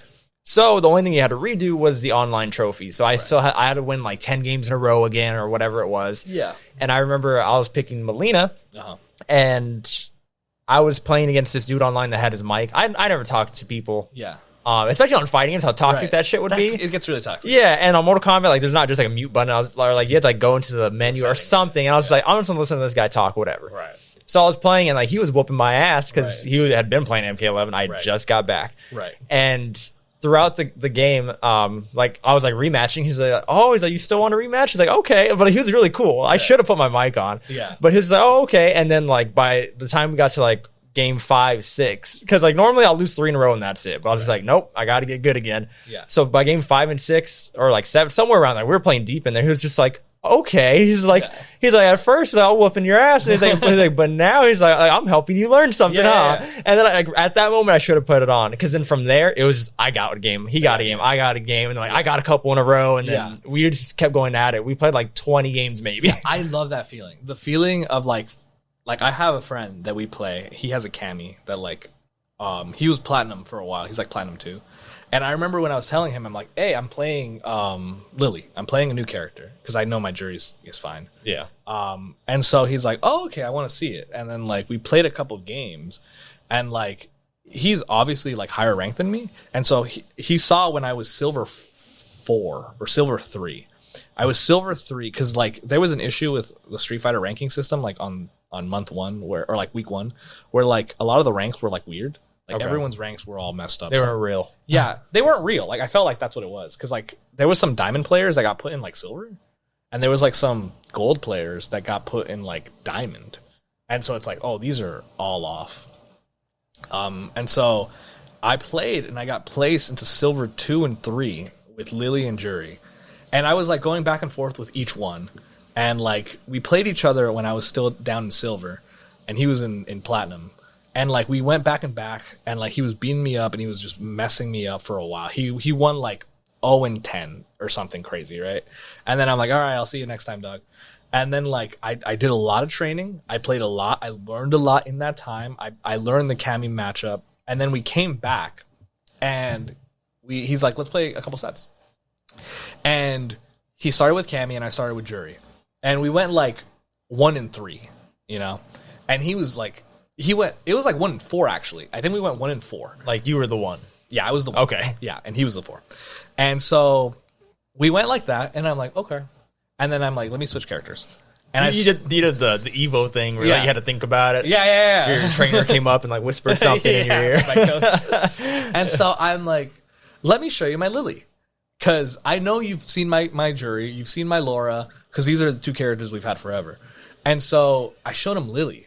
And I showed him the mix-up, and I had been talking to him about it for a while. That like there's this mix-up that like not a lot of people are able to counter in these low ranks, and I feel like only in the top ranks have I found anybody have issue with it. And I did it to him twice.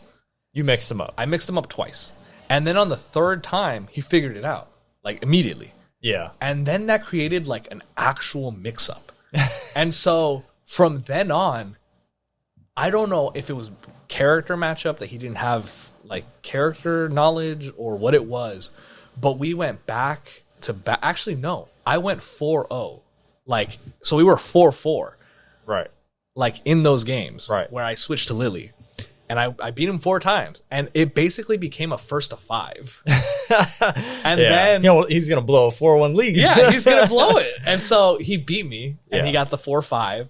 And then we just kept going. Yeah. And like that feeling of going back and forth, we ended up like at... That's that Dragon Ball shit where like Goku just keeps fighting people to get better. He's like, that was fun. All this shit. And that's how it was. Because like we both at the end of it were like, GG's, that was great. Like we had this feeling of like, I did not expect that. I expected like a blow up, which is like what he expected. And I expected a blow up too. I'm like, yeah, I'm definitely... Because he's been playing games for like a while. Fighting games. Yeah. And so, because they have, like, I didn't have people to get better with. I only had, like, ranks. I only did ranked. And so, Street Fighter 5 had an issue with rank play where there were a lot of smurfs. There were, like, people that would smurf to silver. And I had issues with getting out of silver for, like, a long time. And then here, there's a lot of people playing, and I feel like the ranks are finally, like, in where there should be. Okay. And so now I'm like, yes, this is what it's like. This is what it feels like. So you're in gold. I'm in platinum. So after gold? Yes. Okay. Yeah. And after that it's diamond, and then after that it's master. Jesus. I'm hoping like if I practice enough and I get good enough, I can get to master one day. Because like for the longest time, my thing was like, I want to get to gold. Like that's just it. Like I feel like I belong in gold. And then I'm playing 6. Like maybe you'll get up to like platinum and then not get knocked back down. Yeah. And like for the longest time, I'm like, I deserve to be in gold. I've been playing these games for long enough. I've been playing fighting games for a long time. I know in Marvel vs. Capcom 3, I was in basically gold. I know in Street Fighter 3, I was in gold. Like that's where I feel like I should be. And then I hit platinum, and I'm like, that's right. I deserve platinum. Yeah. And so I put work in, and like the feeling of putting in work and getting the return feels great. Yeah, and that's what fighting games is. Yes. And I don't know if there's a lot of games like that. Again, besides like those Souls games where it's just You get your ass kicked so many times, Yeah. and now you know. But it's similar to a fighting game. Yeah. Except that boss is now another person. Yes. And you can get in their heads. That's why I like the 50-50 game. And Yeah. for those who don't know, 50-50 is just like whether you, it's usually like a setup or a move where you don't know whether to block high or low. Yeah. That's why when we say like we put them in the blender, it's just Yeah. like everything is working. They don't know what to guess. It's a vortex. Yeah, and I used to do that against my friend Eric in MKX with Yeah. Scorpion. And this was like when we were both playing, like I would go over to his place after work. Like, Right. get off like at midnight and I'd be like, hey bro, you want me to swing by real quick? We'll play like a couple hours of MK. Yeah. And I used to mix him up like crazy. And Yeah. then I stopped playing. And then he played like once in a while. It's not like he's playing every day. But Yeah. now when I face him with Scorpion and I try to do those 50-50s, I'm just like, how are you blocking every single one? Right. It's literally A 50-50. a 50-50. That's like if I flipped the coin 10 times and he guessed all 10 right. I was just like, how? Yeah. Like I was so used to getting in his head Yeah. that he somehow got in mine. Yeah. And I was like, how did this happen? I think it's also really funny that it's like the only genre where psychology is a factor. Yeah, that's what I'm saying. It feels good getting in someone's head. Yeah. Just like, dude, I know every single move Yeah. you're gonna make, and just when you think you know what I'm gonna do, nope. Yeah, Got your ass. There's like you can condition people. Yeah, Like Hell yeah. like a dog. Like you can Pavlov Jesus. you can Pavlov dog people. yeah, you're right. You can like Because they're bring it- used to seeing a move and then they Exactly. react to the move. Exactly. Turns That's- out Yeah. I got a new string for you, Yeah. buddy. 'Cause if I do two, like condor dives into a grab, you're gonna expect on number 3 it's gonna Yeah. be a grab. But it's not. Yeah. On the third one, I do something else, and then you get got in that, Yeah. and then it like messes your head up. And like, there's a term called like mental stacking, in high level play, where like your mental stack is like, I need my resources, I need to keep track of my footsies, I need to keep track of them, and then there's like I don't know what the term is, but there's like a point where like you reach where there's that diagram. It's like it's like this, and it goes up and it goes a back. parabola. Yes. And it's like, here's the average players, right? And the average players are up here where they're all, this is like the 95th percentile. Like Okay. the average, 95% of the people are here, right? And then there's the 2% over here, and there's the 2% over here. The 2% of players over here are the highest of high, like knowledge and reactions and thinking, and everything they know is on purpose, and they're thinking about the next setup, and they're thinking about, where your mental stack is. They're thinking about, oh, I have counters on counters on counters. And then there's the other side, which is the new player, the completely random, Just smashing. chaotic, just pushing buttons. Why are you pushing buttons there? Yeah. You know I'm plus. Why are you pushing buttons? And then there's like those two levels where they're the same. Yeah. They're the exact same. Where if you ask top players, like whenever I see him in RD play, I'm like, yeah, I can see where he's like kind of doing the stuff. I know you're just unga Just bunga. chaos. I know you're just pushing buttons. There's something to that too, though. Like I used to host like little tournaments with my coworkers at my place, and we'd all play Mortal Kombat, and all very casual. Like I knew I would win, but it was Right. more about I want to see you guys play. Yeah. But then I'd have one of them just button mashing, like just constantly in the air, jumping. I'm just like, do what I want you to do. Be normal. Yeah. Like I would still win, but it was just like this element of chaos. Yeah. Of, like they almost got around on me, And it messes you up. Yeah. It messes you up to see like someone, it's brain dead. Yeah. Like just like pushing their head against the wall. It's like I usually bring this up in different scenarios, but in the casino when you Right. play 21, everybody knows how to play 21. Yeah. But there's a certain rule set you're actually supposed to know to play Right. 20. Like you can take someone's card because Yeah. you did a stupid move, Yeah. and you mess them up, and then they get mad at you. Yeah. Like when there's real money on the Yeah. line. So there's like this unspoken language that you play in a fighting game, and Yeah. just to see someone just come in and be like, nah, I don't care. Hit me. You're supposed to. There's supposed to be some respect. Yeah. There's supposed to be some honesty. There you go. Some respect. You have to be honest and Yeah. fair, and that's why like there's some like that's the conservative bullshit like where it's like you're not playing honest. Yeah. You're not playing fair. Like you still win, but You it's just still like, win. why did you make me go through that? It's like, where's the respect? Yeah. Where's the handshake at the end? You have to shake my hand. It's like whenever I see people not shake each other's hands, I get mad. I didn't know that because I've never done like too many tournaments. I've done like some GameStop tournaments. But I've noticed that too. I was like, are we supposed to shake hands? Yes. In a real fighting game tournament, I think I definitely would. Yeah, you fist bump or shake hands. Yeah, I think I go fist bump. I don't want your clammy ass. You want hands. the 50-50? Have you seen? There's a 50-50 in the handshake fist bump. Really? Yeah. And then some people are all like, yeah, exactly. Just always go fist bump. If you don't know somebody. Yeah, I get caught in it all the time because I go for a handshake and they go for a fist bump, and I'm like, shit. And then like next round I'll go for a fist bump, and you just end up hugging. Yeah. Just come here. All right. So let's wind down a little bit. I feel like we still got a lot to talk about, but still, I feel like we just went off on so many tangents. Right. I think I had asked you what your game of the year was. We just kept going. I said Street Fighter. You said Street Fighter. Yeah, I said Street Fighter. Where are they going? No, I didn't want to go into Mortal Kombat. Right. But so is this one?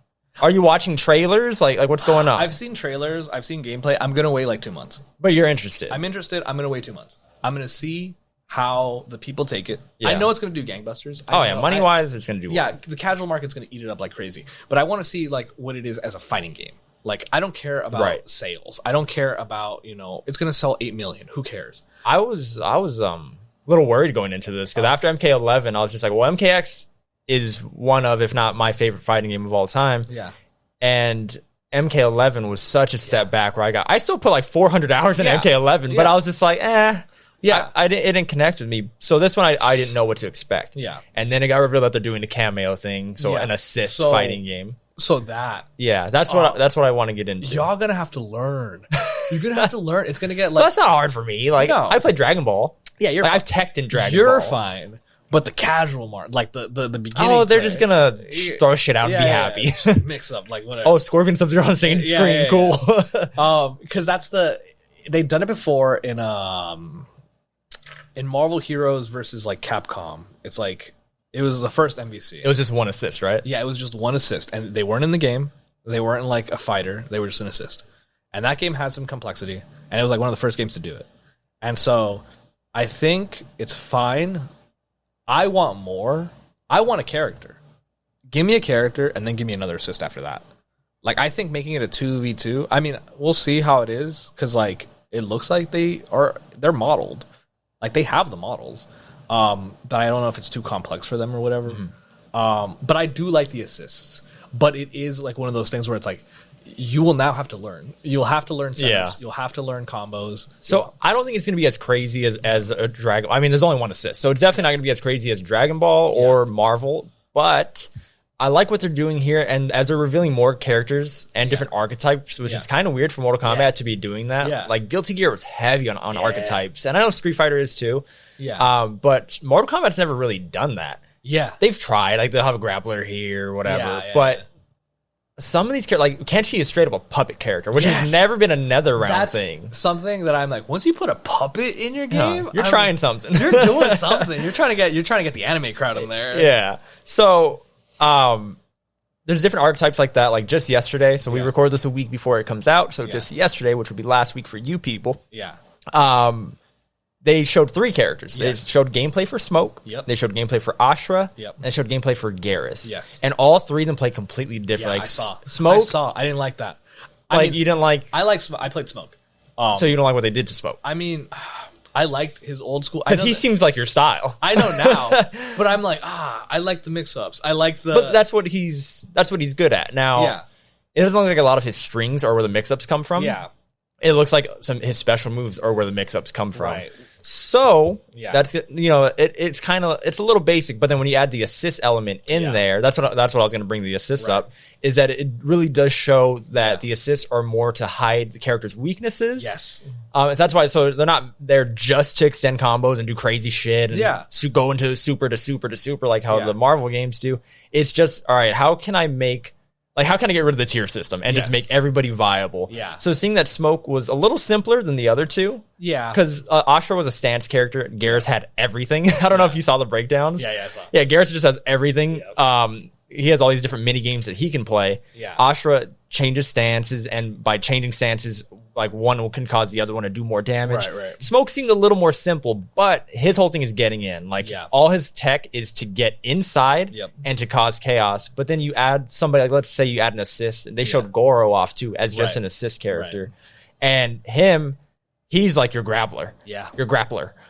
So if you are ever having a problem with Smoke with like, oh, it's a little too basic, or like, how do I take advantage of these mix-ups? Well, the assist element or the cameo system just changes that completely. Yeah. So I think it is going to depend on who it is. But what I was looking at with Smoke, I was just like, people are talking shit because he only has like a knife. Yeah. But I was just like, he looks dirty. Yeah. Because for me, it's like, I want to see if it gets figured out. Like, if it's one of those games where, like, in month 1, we figured it out. Okay. Like this is the best assist and no questions asked. Don't pick anybody else. Because that's an issue we had in Infinite and in the old, like, 3v3s. It's like, you figured it out. Like, it wasn't figured out for Marvel vs. Capcom 3 that, like, the best team was Sentinel, you know, Morgan, and Wesker. That wasn't figured out until, like, year 4. Yeah. And so there's a lot of time in between there. But, like, there's some games where it's figured out real quick. Like, Happy Chaos has this, like, ridiculous, like, thing where he'll just always counter you out. Like, he'll just keep you away. Right. And that was figured out, like, month 1 with and it hasn't been beat. And it hasn't been beat since. Or it can be, but it's, like, it's too consistent. It's too consistent. And Happy Chaos won Evo last year too, right? Yep. That's so lame that they didn't fix it in a whole year. Yeah. But yeah, so for the first time, it seemed like Mortal Kombat is doing archetypes and actually doing them well. I don't know if they brought new people in or if they just allowed these people just to get crazy. Right. So that's one. 2, the cameos. Not only are they there to make not only are they there to extend combos, Right. and not only are they there to like hide your weaknesses, but they can give you buffs too. Yeah, I saw that. Yeah, so It's like the Goku the energy thing. yeah, so like one of them, like Sub-Zero, can give you like an ice shield, and you can just go through projectiles. Not just one. Yeah. It's a time thing, so just put it on and then do something with it. Yeah. And then they also enhance your movement too. Like Kung Lao could teleport you. So now characters like Smoke has all the teleport. Like he can get in on you. But let's say there's a character that's rushed down but has a hard time getting in. Yeah. Well, Kung Lao could just teleport you right over to him. There's characters that can make you like flood the screen with projectiles, like if you're projectile heavy. So I was a little worried at first with the cameo system that it was just gonna be very basic, that we're gonna figure it out. But seeing how different they are, I'm just like, some control spacing. Yes. Like they either push the opponent away or it takes you to the opponent. Oh, now there's buffs that gives you armor. There's some combo extenders. There's some air combo extenders. Yeah. And for the first time, like air combos are a thing in Mortal Kombat. Yeah. So it's like there's always like fighting game elements, like fighting game elements, like not just cool for Mortal Kombat. So I'm actually getting excited. And the one thing people were worried about was the movement. Yes. Because it looked a little slow. Yeah. They already addressed it. Like now you can dash block faster. I've seen dash blocking, and I've seen like some high level dash blocking, because in Mortal Kombat 9, that's one of the things I like about it. And so I'm glad it's there. I kind of wish it was more, like, but it's there. And so I'm like, there's going to be patches. There's going to be like different stuff. I mean, Guilty Gear just had their season 3 revamp where like a bunch of stuff is happening. They're adding new movement. They're adding new moves. Yeah. And so there's stuff like that where like fighting games, they have this unique thing where they can add and they can change the game up a little bit. They get better. They get better. Like Dragon Ball FighterZ, year 1 only had one. You had your 1 assist, and that was it. And then I think season it was I don't one assist. remember that at all. It was only 1 assist, and then like, or you had both assists, but they were only 1 move. Like they had the 1 move. I don't remember that. No, that was so long ago. And then I forget what season they added or what year it was where they completely revamped the assists, and everyone had 3 assists. Mm-hmm. That each character had 3 different assists, and so each one did it. And so that's the thing with assist fighters. It's very much on the assist, on how well it can extend the game. And so I'm hoping that they don't mess up the same way that I hope Street Fighter 6 doesn't mess up. It's the same with Mortal Kombat. I hope right now, because like we're in that like, oh, everything is great. Every fighting game is coming out. Project L. Have you seen anything about that? Oh yeah, I wanted to save that for a little bit because we were talking about like earlier about like the 2v1 fight, like Skullgirls. I wanted to bring it up then, but I kind of want to give Project L its own section later. We'll get into that. Okay. Yeah, because like there's games where like the assist is like what's the crutch. In Street Fighter, it's the characters or like the feel, like the style, and so like all of them are finally hitting all cylinders. Tekken 8 I don't think changed much about Tekken 8. Yeah, I don't follow anything about Tekken, but I saw the trailer for that new character. I was like, this looks cool. Oh yeah, she's me, my new name. And so like all fighting games, I think are running at a great like pace, and they're all doing great. And I think any new fighter that comes in, just get on the boat, like get in here. we'll see like how far we can go. And so I'm happy Project Out. Like I'm not a big fan. Like I know free to play stuff is tricky for me because like I'm not, because it always goes weird for me. Like whenever it's well then you end up paying $15 for not even a skin. Yeah. Like they're gonna have to do that like to make their money back. Especially with like they're the same guys that own League of Legends, so it's gonna be crazy. Yeah, I wanted to have a section just free to play fighters, so we'll get there after this, but we'll just finish Mortal Kombat. Because like Grand Blue Fantasy, another game that's like trying to get in there again. It's like doing its revamp. There's other games that I'm like, oh hell yeah, let's get in there. I think Samsho is like getting rollback, so it's gonna try to get back in there. So there's a lot of fighting games right now. There's a ton, not just the big four or the big three. Yeah, there's a ton of fighting games that are like really good. So this is like the perfect time to get in. Guilty Gear 3 or Guilty Gear Strive Season 3 is revamping the system. And like Guilty Gear, I got into, well, it got my attention immediately after the first trailer. Did they show it at Evo? Is that where it was? Very first like teaser where they both grabbed the swords. Yes, it was Evo. Okay. It was Evo, yeah. Well, regardless, wherever it was, I saw that teaser and just like the style of it and just the way the trailer was, I was just like, okay. And it got my attention. Yeah. From then, I saw every character announcement. I was just like, I'm buying this game. It looks special. I was so wowed out because I played Guilty Gear Zerd. I remember you guys giving me like shit for it. I don't think I did. I know. I was getting some heat for maybe. I mean, if I did it, I was joking. Yeah, because it's an anime fighter, and like I remember, I was like, "Yo, everyone here has a different gimmick. Here's Johnny." They're heavy on the gimmicks. Yeah, like the archetypes. Yeah, and I'm like, "Here's Johnny. He throws a coin at you.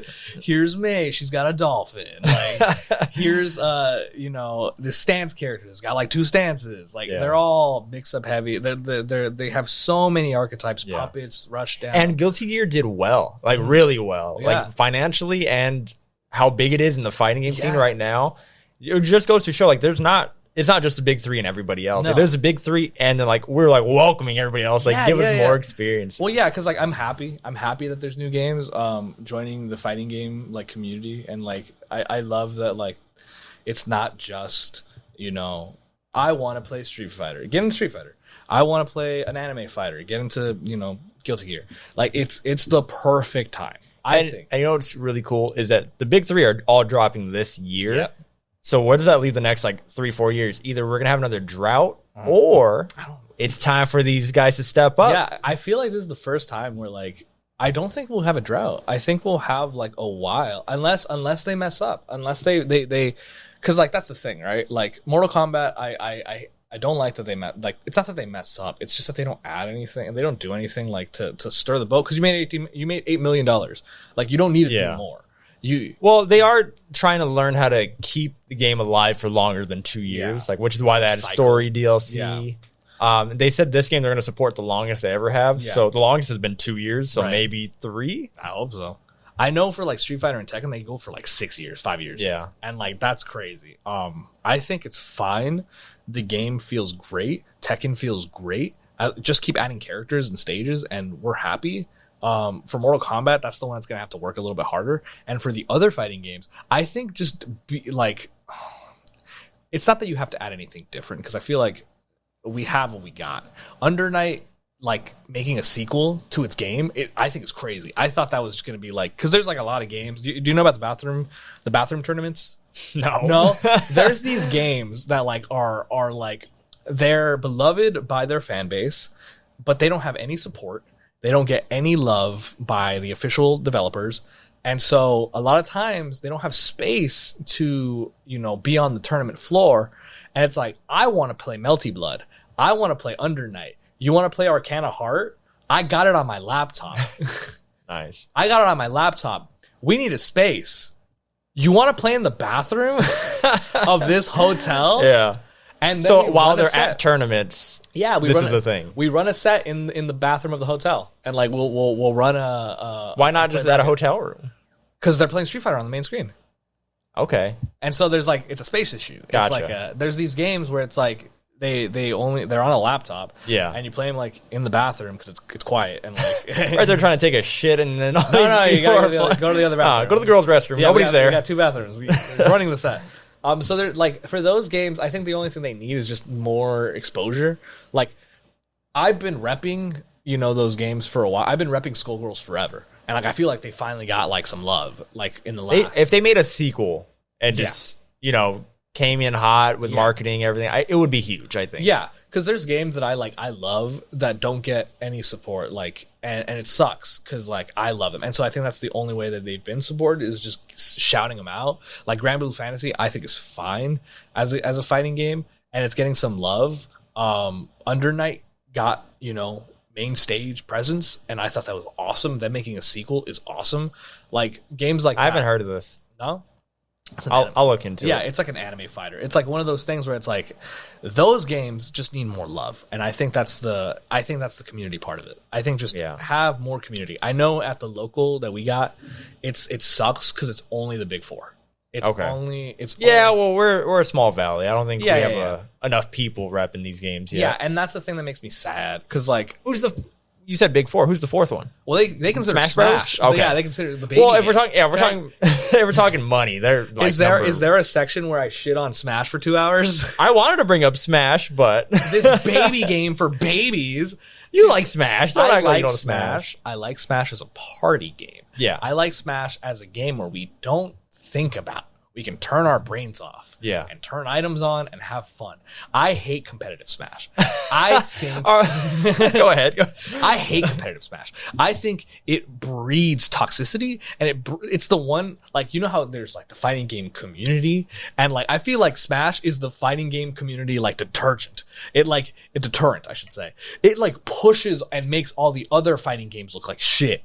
Like, I hate it. Because, but is it a community thing? It's a community thing. Okay, it's a specifically community. Why, in a game made for babies, are we like putting such strict rules on? Why can't I use items? Why can't I use certain characters? Why are stages? 80% of the stages are banned. All the now you can just make them all Final Destinations. So that's all right. That's true. That is true. And like I do give props to Ultimate. Ultimate did something that I thought wasn't going to be possible, which was make the game finally like they don't because Nintendo doesn't they don't really give a shit about their competitive aspect in every fighting game and everything they've ever done. Pokken got like they got a big prize pool, but that's it. After like a year, they dropped it. Smash they never financially support them, and like I think it's one of those things where it's like if your main developer doesn't support you and like they want you gone, there's got to be something there in the community that you have to realize, and it's not the game. The game is fine.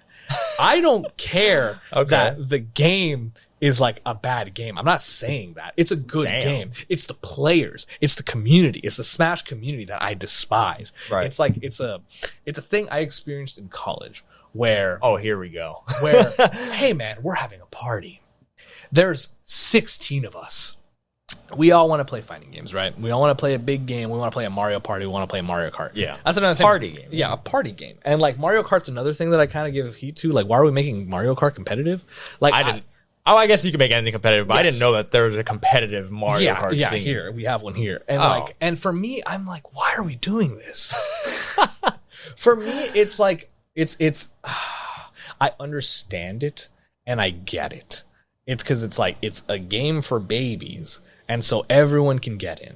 And everyone and their mom can play and whatever. It's too random. For me, it's too random. It's like if... But you're saying like with items off, like just fighting 1v1, it is too random? No, in Mario Kart, yes. Oh, okay. In Mario Kart, it's too... The competitive aspect of it is it's too random. Because you could turn items off of there, could you? Even if you could, why would you? Even if you could, yeah. It like makes the game worse. Yeah. And the same issue with Super Smash Brothers, where it's like the game, you can play it 1v1, but it's slow. It takes forever to play games, and it's only 1v1 when you make it competitive. So in that party college scenario, this happened several times where my friends would come over, we would have a party after watching like a movie or something, and then there would be a point where like, let's play Smash. And then it would be fun. We had 8-player Smash, all items on. It was fun. Yay! 3 dudes run a set. 1v1, Final Destination, Fox only. And it play to my specific strength. I'm removing things from the fun. I'm making it less fun. And then the party came to a halt. And no one was playing. And like, this is the one thing where it's like, it sucks in like fighting games where it's like, it's a 1v1 thing. And like, I don't expect like people to play Street Fighter like 1v1, like a party setting. Smash is a party game. The developers wanted it to be a party game. And so in the community, it's like, why are we making it less community?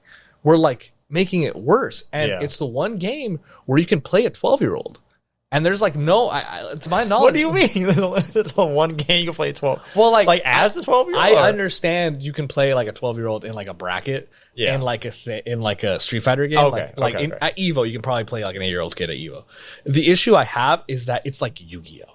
It's like Yu-Gi-Oh and Pokemon, right? We're going so deep into your psyche right now. Let's go. We're going deeper. It's like in Yu-Gi-Oh! And Pokemon, right? In Pokemon, there's a junior league and then there's the Masters League, right? There's the adult league and then there's the there's like the baby league, right? This is where the babies play, like from, before 14 or something. And that's where they play, right? Okay. And then there's the people that have a full form brain and their game, and in the Masters adult section, right? Right. And that's how they play, right? Because they're like, we have to separate them because Nintendo cares about Pokemon like that. That's the one, and it runs fine. Pokemon, there's no issues with the Pokemon competitive, like in the TCG or the games. I have no issues there. But why in the Smash Brothers scene there's no structure. There's no structure. So why is a 13-year-old allowed to be around 26-year-olds? Okay. Now we're gonna go even deeper because now we're gonna talk about. I'm going into the diddlers. Yeah, we're gonna get into the weird people. Are there so many pedophiles in the Smash community? I understand that it's a game that like it's for everybody, right? And so it creates this thing where there's adults that take advantage of kids. Because kids are allowed to play this game. It's rated E for like E10 or How is there not some type of restriction? Like just even at the tournaments themselves, why wouldn't they restrict? I don't understand it. That's another thing because Nintendo doesn't care. Nintendo doesn't. But like I'm just saying, like just from a moral standpoint, from like whoever's hosting it. That's something that I don't know because I'm not in the Smash community. Yeah, like I'm not in the community to like keep an eye on them. Like I think there should be restrictions. I think there should be like an 18+.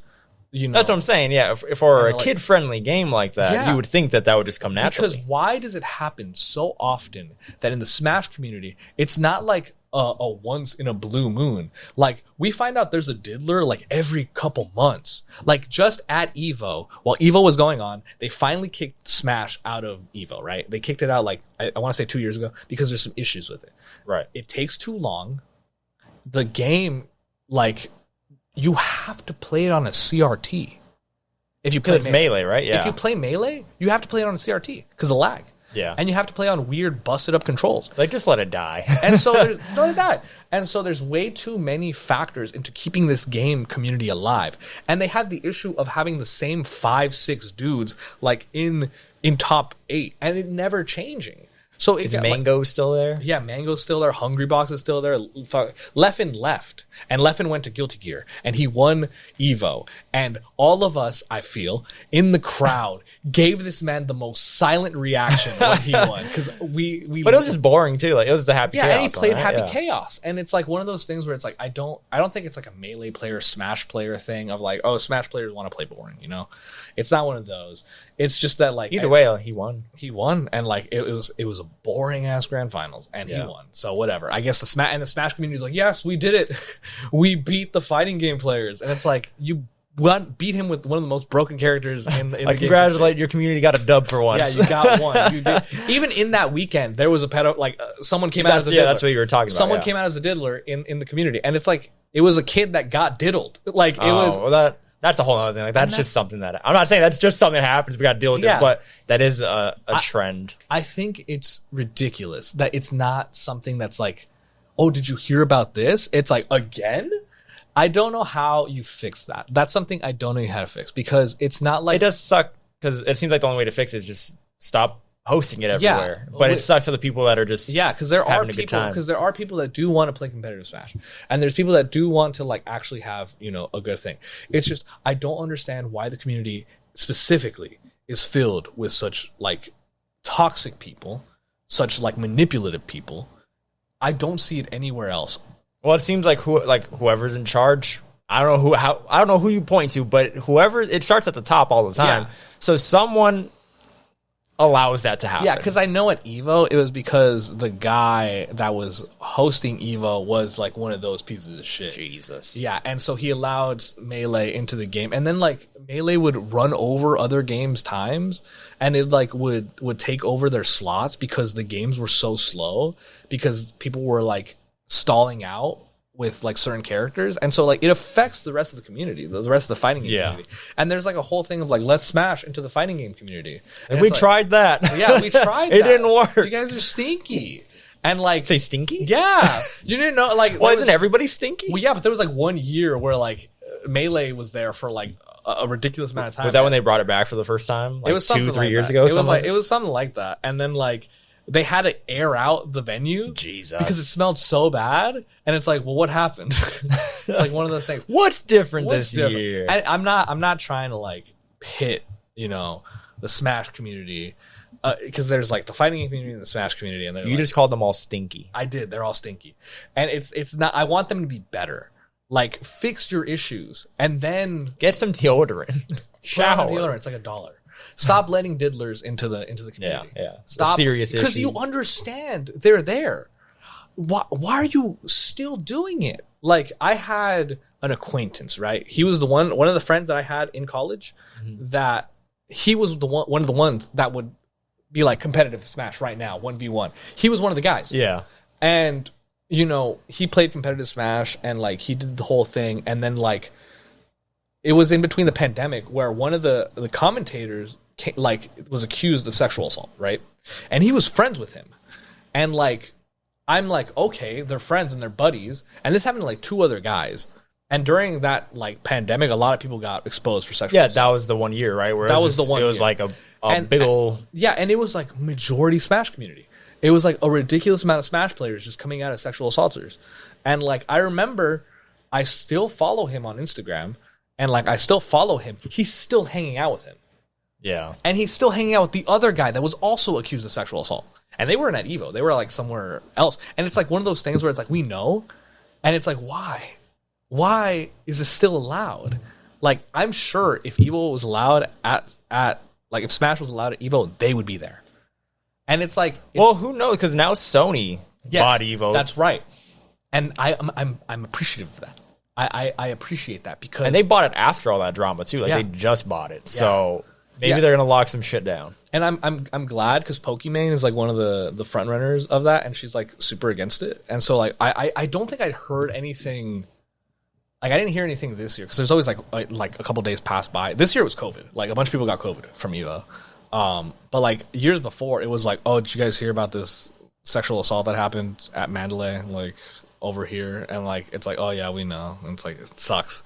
That's one of the I don't think I hear it. There was a lot of like people like getting touchy feely, but there was no like, as far as I know, there was no accusations this year. And so it's like the 1 year where it's like, okay, it looks like it's getting kind of taken care of.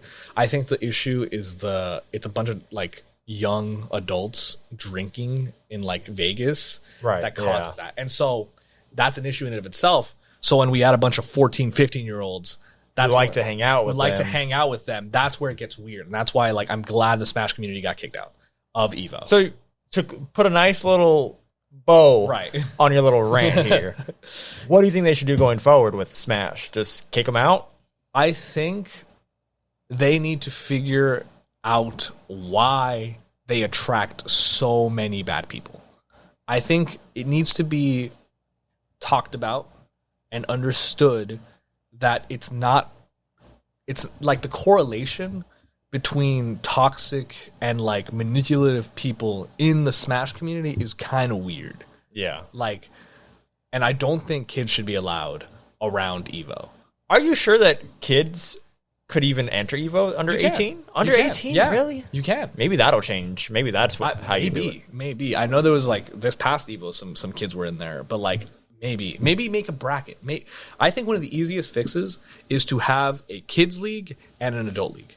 I know that adds time. I know that I feel like you're going to attract more kids that way. That's true. That is true. But yeah, like, it's burn it to the ground. Who needs to Smash anyway? Sakurai's done. Yeah, he's done. And then like they were like, oh, he actually said that you know, he might not be done. I know, and that's the thing that pisses me off. Is because like I remember during the Smash releases that everyone's like, "Yes, we got Minecraft Steve in the game," and I'm like, God. Like, no, there's more kids. That's the thing that. I'm like, oh God, they got Kingdom Hearts too. So let me talk about Smash very quickly. Right. I'm not going to talk about the scene. I think you covered it better than I even could. Right. And you knew a lot more about that than I did. Right. But just like the game itself, I do like playing it competitively. Not like tournaments. You know me, I don't go to like tournaments, anything like that. Right. But I'm also aware that like, if we're playing and like, you know, we're playing with the girlfriends or something like that. Yeah, I'm not going to be all like, okay, like stock for like take the items off. Like if we're doing that, we're doing that. Right. If it's party game mode, we're doing that. But like if like right now, me and you wanted to play, I would take it seriously. Yeah. I would be like, okay, like take items off. Yeah. Like let's run it. But I'm also aware that this isn't some like deep fighting game with all these systems. You know, like I know what it is, and I will try to win. Yeah. But I'm not all like, oh, like I don't get the feeling of other fighting games. Like, what could I have done differently? You know, like that's one of the worst games where it's like they figure out the characters real quick. Yeah. And it's like Steve, the Minecraft character, and I think Kazuya, like break the game. Like they have, really, like, I stopped playing probably around that time when Steve was coming. Like apparently Steve has a move that he's on advantage every time. He's plus on all the time, and if you block, he can attack right after. Like there's no counter to it, and Nintendo doesn't care. No, because again, it's not a real fighting game. So they're not going to patch it, and so they just ban the character. How do you feel about bans in fighting games? I mean, if they're that broken, they have to be banned. Cool, but I think that's more reflective of the developer. Yeah, like, do something about this, right? Because there were people saying we should ban Happy Chaos. No, fix them. Yeah. I know during like Street Fighter 4 there was talks about banning Oni and Evil Ryu, but that was more of an issue of they just came out. Like it was like week 2. And that's the thing with Rashid. People wanted Rashid banned from Evo. Well, because he came out too soon, right? Yeah, he just came out. I get that. They do that with Mortal Kombat too. Sometimes a DLC character will come out 2 weeks before the tournament. Right. It's not enough time. I think that is unfair because you haven't been practicing against all this tech. So that makes sense. Yeah, because I know, like, with Rashid, it's like, oh, we figured him out pretty quick. We figured him out day 2. Like, day 2, he looked flashy and he looked, like, crazy. But day 2, we're like, oh, yeah, he's beatable. Like, he's very much not a... Yeah, but I get that, though. Because I understand, like, banning, like, the week before or, like, whatever. That's fine. What about 2 years after the game came out? That's what I'm saying. Like, that's more reflective of the developers. Like, if competitively... the scene decides, the whoever's in charge decides we can't, like that character is way too unfair, right? Then that's on the developer, I think, right? Because I think it's weird that like, because I've seen it happen. I've seen like Geese get banned or like Oni get banned at like locals, right? Like they get banned at locals, but like in a, I don't know. I think it's one of those things where it's like, why does this happen? Like, why are we having to ban a character? Yeah, like, are we not allowed to get better? Like in the Steve sense, in the Steve Minecraft situation, right? It's because there's no counter to it. He's just that good. Yeah. So I'm like, I can kind of understand banning him. But in every other fighting game, when a character is like really good, the answer has always just been counter it. Like find a way, right? Make it happen. That's what I'm saying. Like if it gets to the point where they're banned, that must mean that they're broken. Yeah. If it's just that they're really good, then no. Like if it's just that they're stronger, if they're clearly stronger than everybody else, but they're beatable, don't ban the character. Yeah. But if they're busted, it's you're ruining everything. Yeah. So I was gonna ask you individually every like fighting game series. Okay. We've covered most of them. Well, there's some that like, well, what's on the list? So, I just have like a blank. I put thoughts on blank series. Okay, go for it. So it's not that there's a list. No, we covered a lot, but another category we haven't covered is the free to play stuff. Right. So I kind of like, now that we're talking about Smash, I wanted to talk about brawlers too. Yeah. So they kind of go hand in hand because like next up, like Brawlhalla. Yes. Do you like Brawlhalla? Like, do you consider it a fighting game or is that more of like a party game? It's like a party. I mean, it has fighting game elements, but I do feel like it's more... It's a party. It's more Smash than anything. Yeah. It's more Smash. Well, I guess a better question would be, how do you like it as a Smash clone? Like, did you play it for long? Yeah, I played it for like, I don't know, like 5 hours or something. Like something small. Like not too much. I played it and I'm like, this isn't Smash. Like for all its faults that I have with the community, Smash is a good game. Like I like the way it feels. I like the way it plays. And so whenever somebody tries to emulate it, I'm like, I can definitely see what you're trying to do. Yeah. You're not doing it. I like Smash clones. Like Brawlhalla was really cool. Like, I played it for like a weekend maybe, Right. and it was really fun. But I mean, you're right. Like Smash clones, you do just compare it to Smash, but I like when they do something new. Like I actually did really like PlayStation All Stars. Yeah. Not as a competitive game. No. That was purely party. Yeah. But it was one of my favorite games just because it did feel weird. Like Yeah. it didn't feel like a high budget game. It definitely wasn't. But it Yeah. did have this unique feel to it. And Yeah. the super, like confirming into like a super Yeah. was really fun. And it was definitely unbalanced and broken. But man, was it fun to do these combos with these characters. Because in that sense, I'm like, okay, you're not trying to be like a Smash killer, which is like the term that's been thrown. Nobody's even done it yet. Yeah, no one's done it. No one's ever. I don't think anyone's gonna get. No, it's able too to do big. it. It's too big. They have Pikachu. Yeah, they got Pokemon. Like you're screwed. It's done. They got Joker from Persona 5. Eh. But like I remember PlayStation All Stars. I picked it up and I'm like, oh, this is busted. There's like stuff you can do that's like ridiculously like overpowered and like shouldn't work, but it does. And I wish it got a sequel. Like I wish they had more time in the oven. Like I feel like that game, because it wasn't Smash, it was trying to do something else. Like the way you get like confirms is kills. Yeah, like, and so you had a level 1 super, level 2, level 3. Yeah. I think it was called AP. It was like these little orbs. Yeah. When you fight somebody, you collect orbs. Yeah. And it powers up your super. Yeah. If you grab somebody, you take away some of their orbs and you collect them. So if you did a grab, like if they're at, like saving up for level 3 and you just kept grabbing them, then they'd be stuck at level 2. And there's a timer. So like there's all these mini like meta games inside. And I of it. think it did what Smash does, where it introduces you to other PlayStation games. Yeah. Like it introduced me to Gravity Rush and like Killzone. And like I think that's sick that they can add like Parappa. I love Parappa the Rapper. Like the art styles were all like clashing, but it didn't matter. I thought it was fun. I thought if it had more time, and I feel like if it had, because now there's way more PlayStation IPs that they can add. Oh, definitely now. Yeah. But even at the time, like that was when PlayStation 3 was at its peak of just like, all right, we're beating Xbox now. We had a rough start. Yeah. We have all these IP, all these unique characters. They couldn't get Crash and Spyro because they're owned by Activision. Yeah. But that was a different time. Like now collaborations are like so much easier. Everybody wants to collab. Oh yeah. So I mean, now Activision's owned by Xbox, so we wouldn't get that. No. But maybe if PlayStation was nicer to Xbox. Yeah, I mean the whole that's a whole. Yeah, we're not getting into that. But they, like that was a big hit. Like they didn't have Cloud, they didn't have Spyro, they didn't have Crash. But regardless, like that was when PlayStation Love was like at like part of its peak. That did go into the PS4. Yeah. But nobody bought it. Yeah. Because there's all these PlayStation fans out there. Even like my friends, I was giving Augie and Saul shit. Or just, like at the time, it's like, oh yeah, you guys are big PlayStation fans, huh? But you're not buying the game. Yeah, you didn't buy PlayStation All Stars, but it's because it's a fighting game. And going back to our whole thesis, you know, like casuals don't like to lose. Yeah, because I know with free-to-play games, it's a lot easier to get someone to download it and to be like, hey, just run a couple sets or just play a couple games.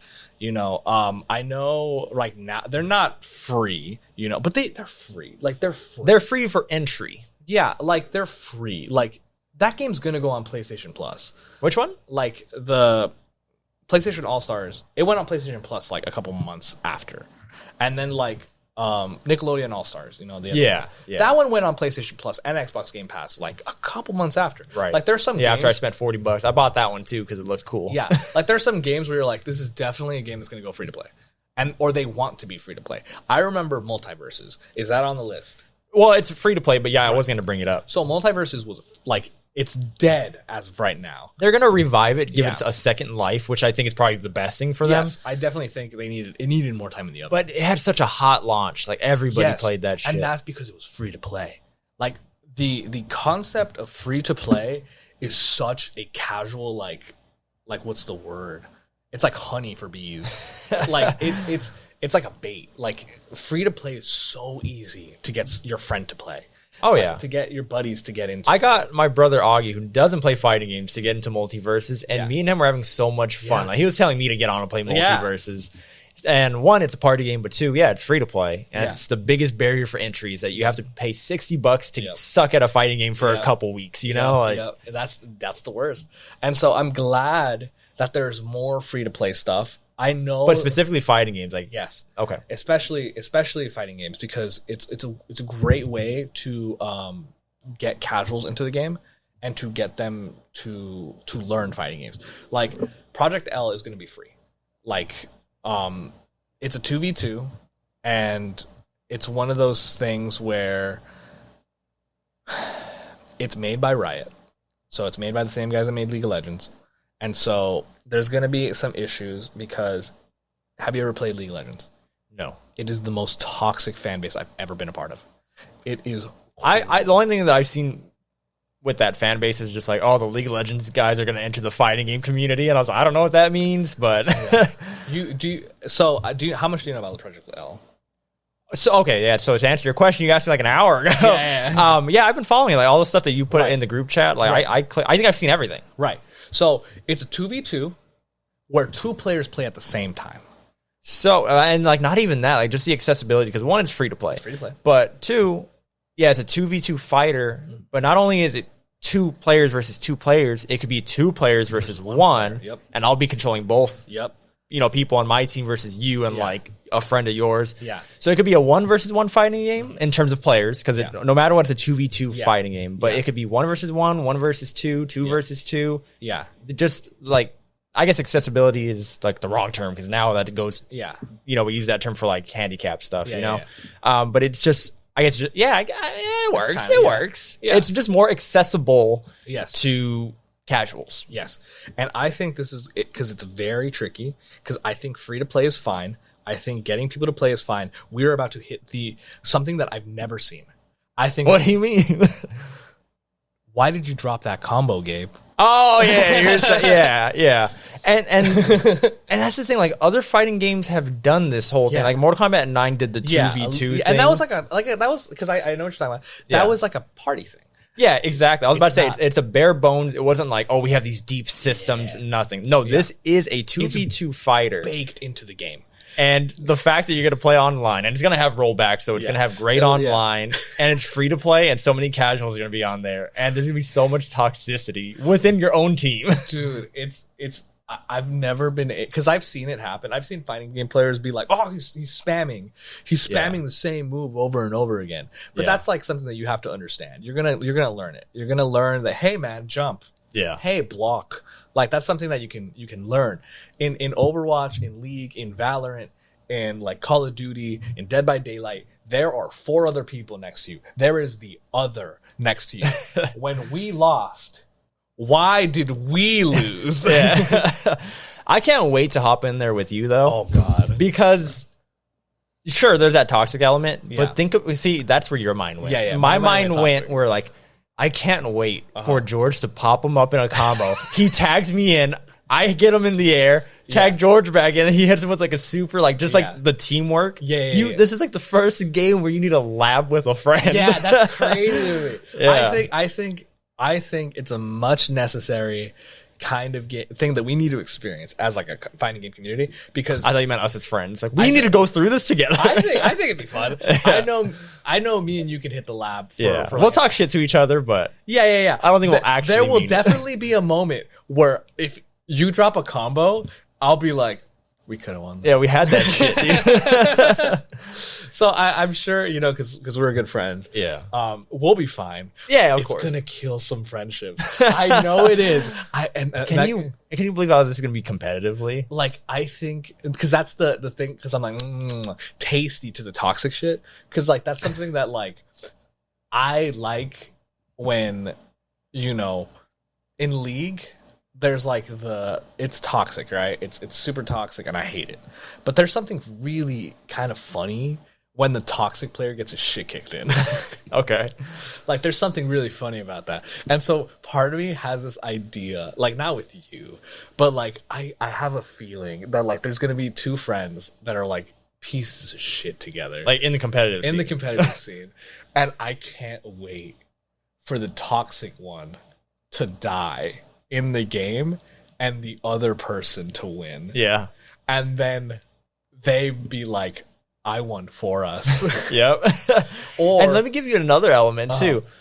When 2 guys are really good, or 2 people are really good, and then the one person beats it up, that could be both your asses. There's like so many elements. Yeah, I'm so excited for it. Like I know it's gonna cost some money for the skins and for the characters. Yeah. But free to play is so fun. Like I know anyone's gonna be able to get into it. And I'll buy it if there's an option to buy it, just to get all the characters and everything. As long as I get my Ari with her pink, like purple skin, I'm in. Because I played League of Legends, so I'm familiar with the characters, and so like I'll have my favorites. But I'm so excited for just more players to get in, and like I hope it doesn't die. Like I really don't.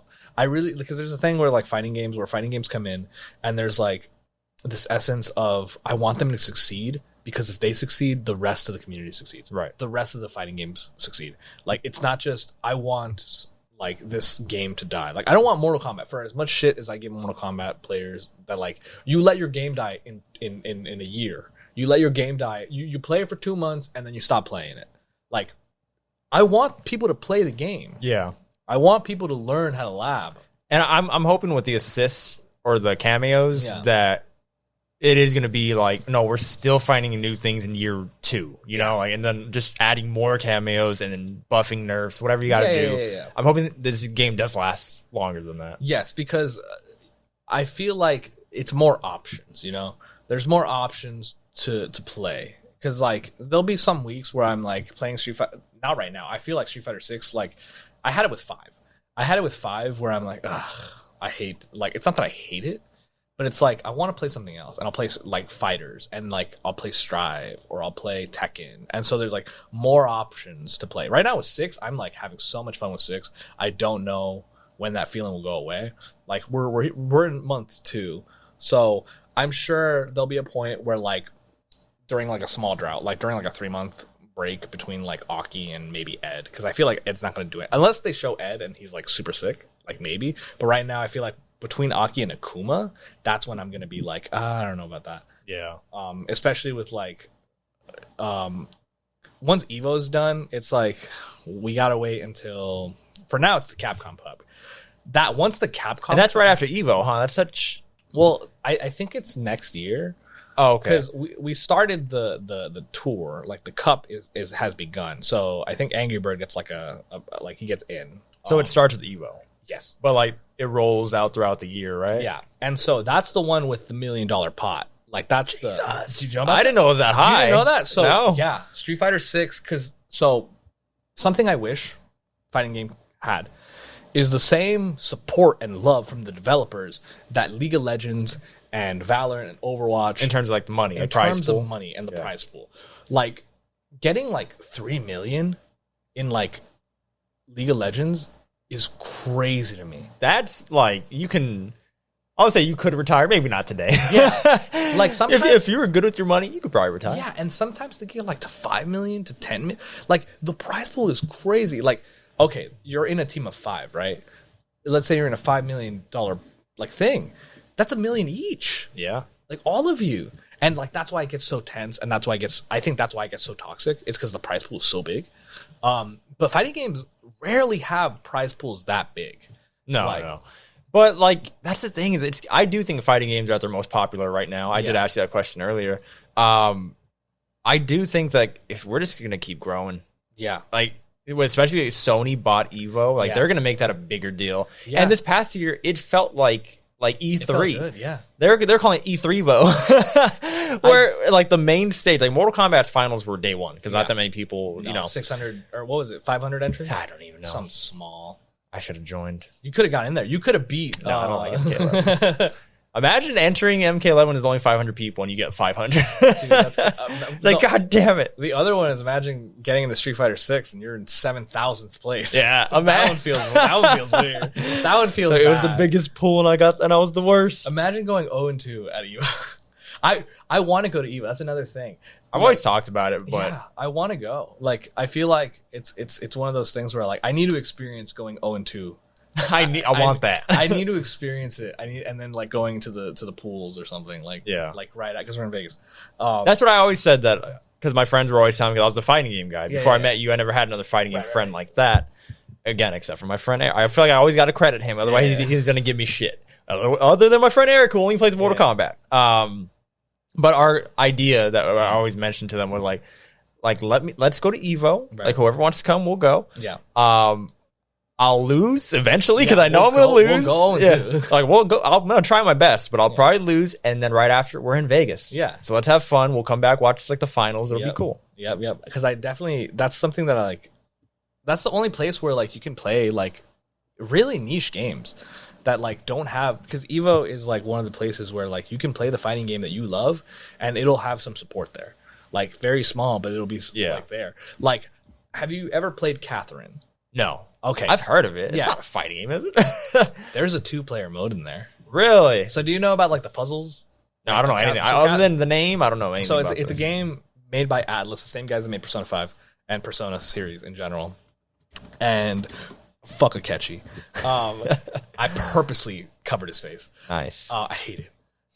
But they're the same guys that made Persona, and so it's this like, it's like this thriller horror like kind of thing. It's like you cheat on your girlfriend, and then like you're going back and forth between them. There's 2 Catherines. Well, they made it like a sequel like thing where there's 3 Catherines, but it's a puzzle game where you climb like this big like ladder puzzle thing, right? And there's a 2-player mode in that game. And it actually has a competitive scene. But it's not a fighting game. It's not, but it is competitively played. At Evo, you can play comp. Okay, Catherine. that's weird. And like, there's competitive Def Jam. Have you ever played Def Jam? Hell yeah! Oh my god! Thank you for bringing that up. There's competitive Def Jam Fight for New York. Everyone's playing Crack. Everyone's playing Blaze. Yeah. Everyone's playing the characters that are busted as shit. Just doing like the giant swing, giant swing into boom. grab, into 2 punches, into giant sling. I feel like Maximilian, dude, for those who don't know. I feel like if you're this deep into the podcast, it's because you actually care about fighting games. And you know who Max is. Yeah, you know Max. He's such like he's just like a fighting game beacon, man. Yeah. Like, he's brought so many people into fighting games, so many casuals. And some people just watch him play fighting games. Yeah. And he's not even like a competitive player. I think he probably played it in the past. Yeah, not anymore. He played Marvel. But I feel like he revived Def Jam on his own. Because like he played it. I remember that. And then all of a sudden, since then, it keeps popping up. Yeah. I know every year they lie to us and they're like, "Hey guys, Def Jam." I know. It's like no one's even signed to Def Jam anymore. So lying to us. Because I know I love Def Jam. It was one of the games I played as a kid. It was like this. Wow. It was on the Aki engine. It was a game that used the same engine as the WWE and WCW. I didn't realize that, but that makes sense. Yeah. And so, we lost so many hours to that game growing up. That's the thing. Like, I wish these games had more love and support, and that's why I love Evo. That's why I love small support and small streams. Support your locals, support your small indies, because like I love the fact that I can go play Catherine competitive at like a thing, or competitive, Arcana Heart, like the Steam game, like that is free or something, like from 2006. Like, there's so many, like it's the one community where I'm like, yeah. We still got love for these guys, even though they're like 10-player games. They're dying, even though on they're their last breath, and like whatever. We're still rocking the Crack versus Crow matchups. Snoop Dogg. I forgot Crack is Fat Joe, right? Yeah. Oh man, Fat Joe. I saw a post the other day that was just like, it said something like my controller, like, how many controllers I broke fighting this guy. Yeah. Dude. Now, and I've never related to something more, because I'm not even a rageful person. Yeah. But when I was a kid, before trophies were a thing, before achievements were a thing, there was like in-game trophies for this game. Yeah. And one of them, I only needed one more, was beat the whole story mode without losing a single match. Yeah. And I went all the way up to Crack, which is Fat Joe. And he's probably like the 5th to last person. Yeah, he's like a mini boss. Yeah. So I got all the way up to him, and he beat the shit out of me. And I knew he was going to be hard because I already beat the game, but I was trying to do it in one go. He beat the shit out of me, and I got my PS2 controller, and I slammed it on the ground, and that shit busted. I think I have another story with it, because I have so I bought. Oh, here we go. He brought more props. No one else has brought props, by the way. So well, maybe get better guess. Damn. So I bought a Steam Deck a while ago, right?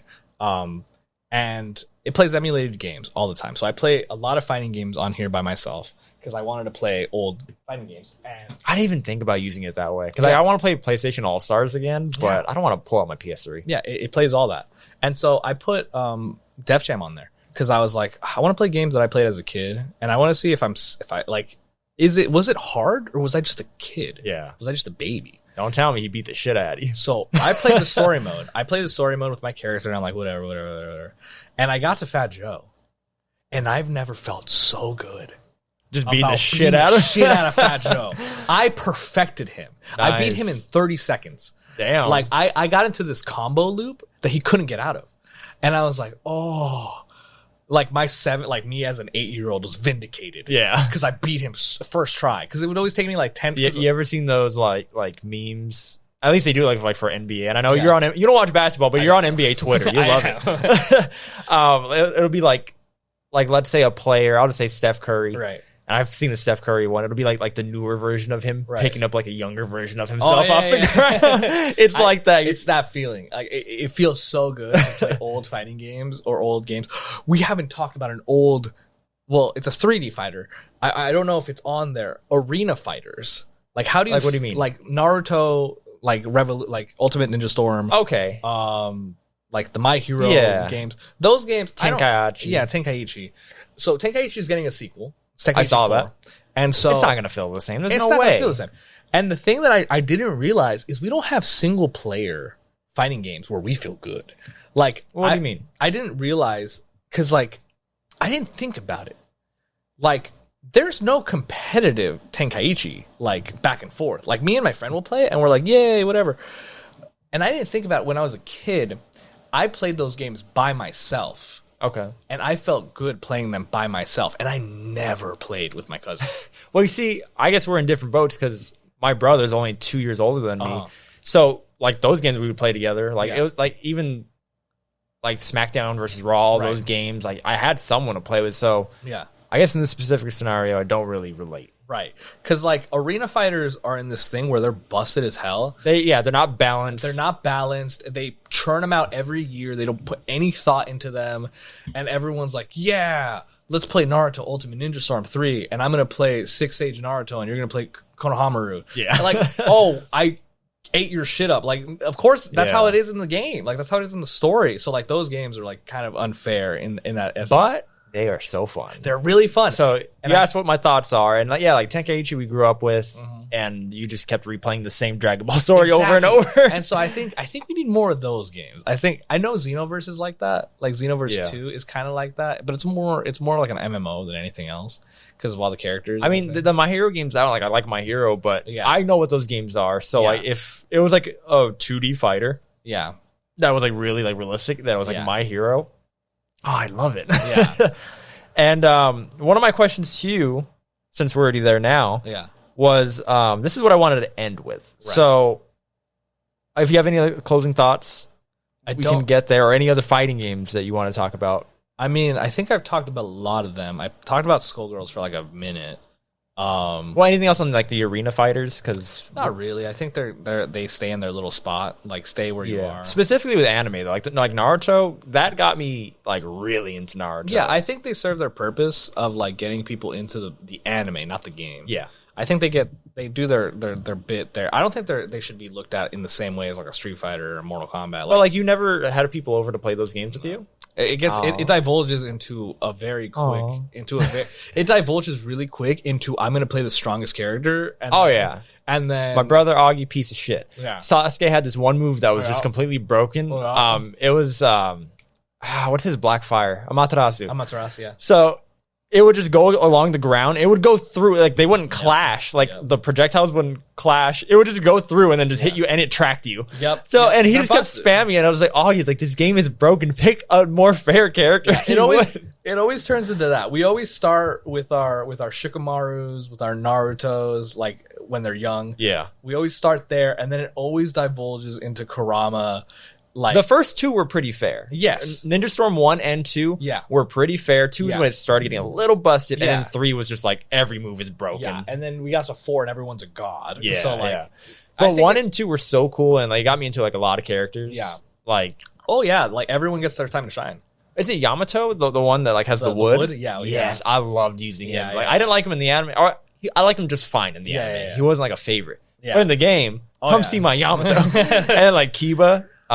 With his dog, why am I forgetting his name? Akamaru.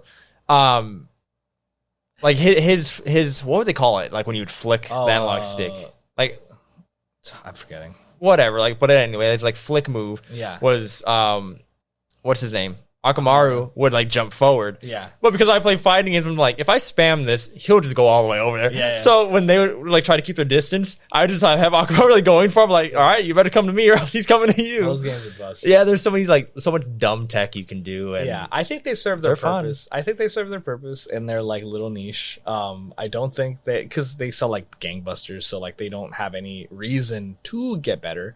I hate the concept that some people have that like this is true fighting games. Like, no, it's not. It's a cash grab that they do every year. You're gonna get the same game. Who's arguing that those are real fighting Some TikTok games? comments I see. Yeah. Which I'm sure are kids. Like, I'm sure they're like nostalgia. What I try to realize now when I'm on the internet, like first thought, especially if they don't have a profile picture, is just like, oh yeah, there's kids on the internet. Like just because you grew up doesn't mean that that the internet grew up with you. Like, nope, there's still kids. So I see that all. I'm just like, I just assume everybody's a kid. I want to see that stupid opinion. Yeah. It's like either you're a kid or you're dumb. So it's like that. Okay. So we're winding down here. I'm sure we're gonna, after this is done, be like, oh, I forgot to bring up this game. Yeah. Oh, I forgot. Like that's just gonna happen. I'm sure. But I think a cool way to end this, because I don't know if you ever thought about this, because I have. What? Give me like, what's your dream fighting game? If you could make a fighting game. Oh, me? Yeah. Like, have you thought about this before? Like, not really. Interesting.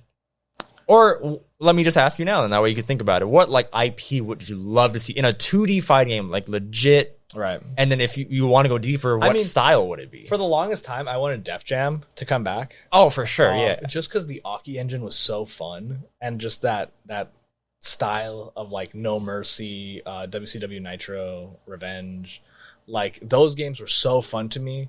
They were all kind of following the same kind of format. I know we didn't talk about like the WWE games, and and I don't think we need to because they're like very much the same thing. It's like a Madden.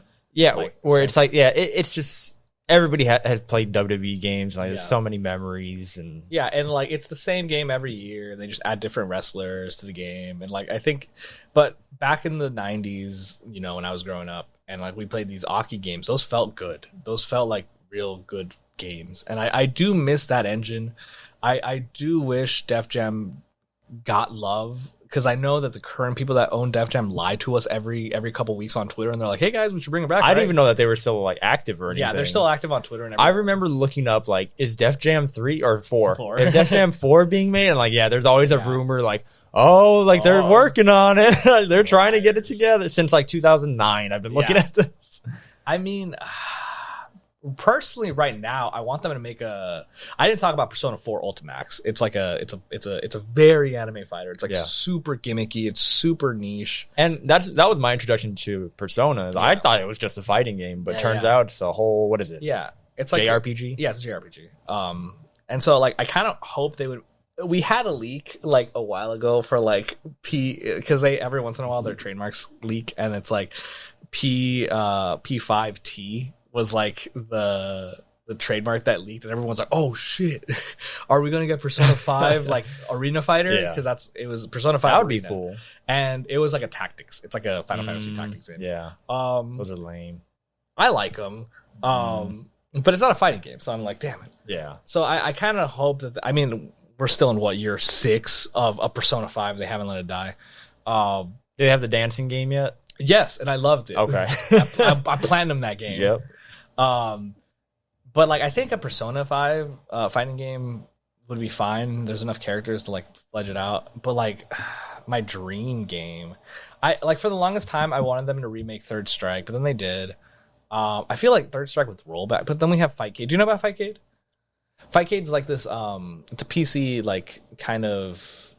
It's like an emulator that like you can play any fighting game on and play online with, and it has rollback. It has rollback. Oh. And like.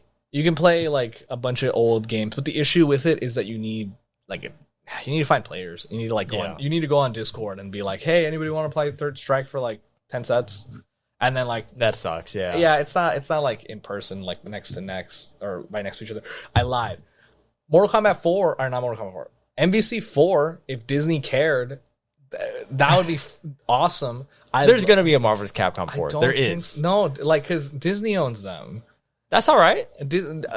I think it's because I experienced more Marvel vs. Capcom Infinite. Well, think about it. I don't mean to cut you off, but think about like Infinite came out before Marvel like games decided like because at one point they made the announcement we're just like okay we're gonna have our gaming division and we're not gonna make our own games anymore. We're just gonna license everything, right? So, which is why we got Marvel Spider-Man, which is good. Guardians of the Galaxy, which people say is good. I played like that's another conversation.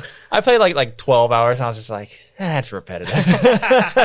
I get the point, right? I don't know, like they had like that. What is it? Like that XCOM kind of game, the Marvel Knights or whatever, or like it's like Hero Alliance or something.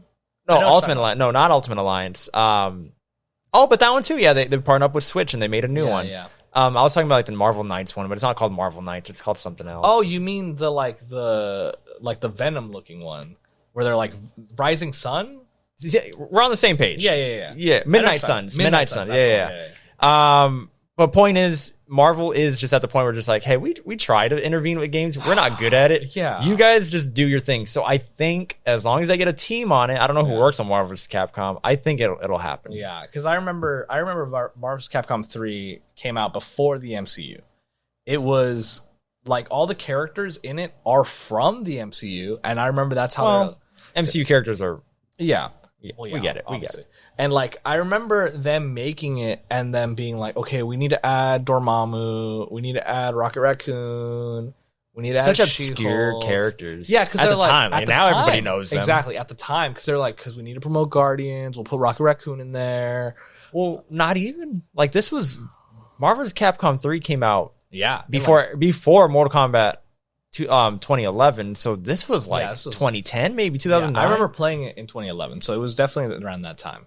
And I remember, and Guardians didn't come out till 2014, so like for sure they weren't. Yeah, because I remember them making the characters and like adding everybody in, and they're being like, okay, these are the games we want to promote, and these are the movies we want to promote.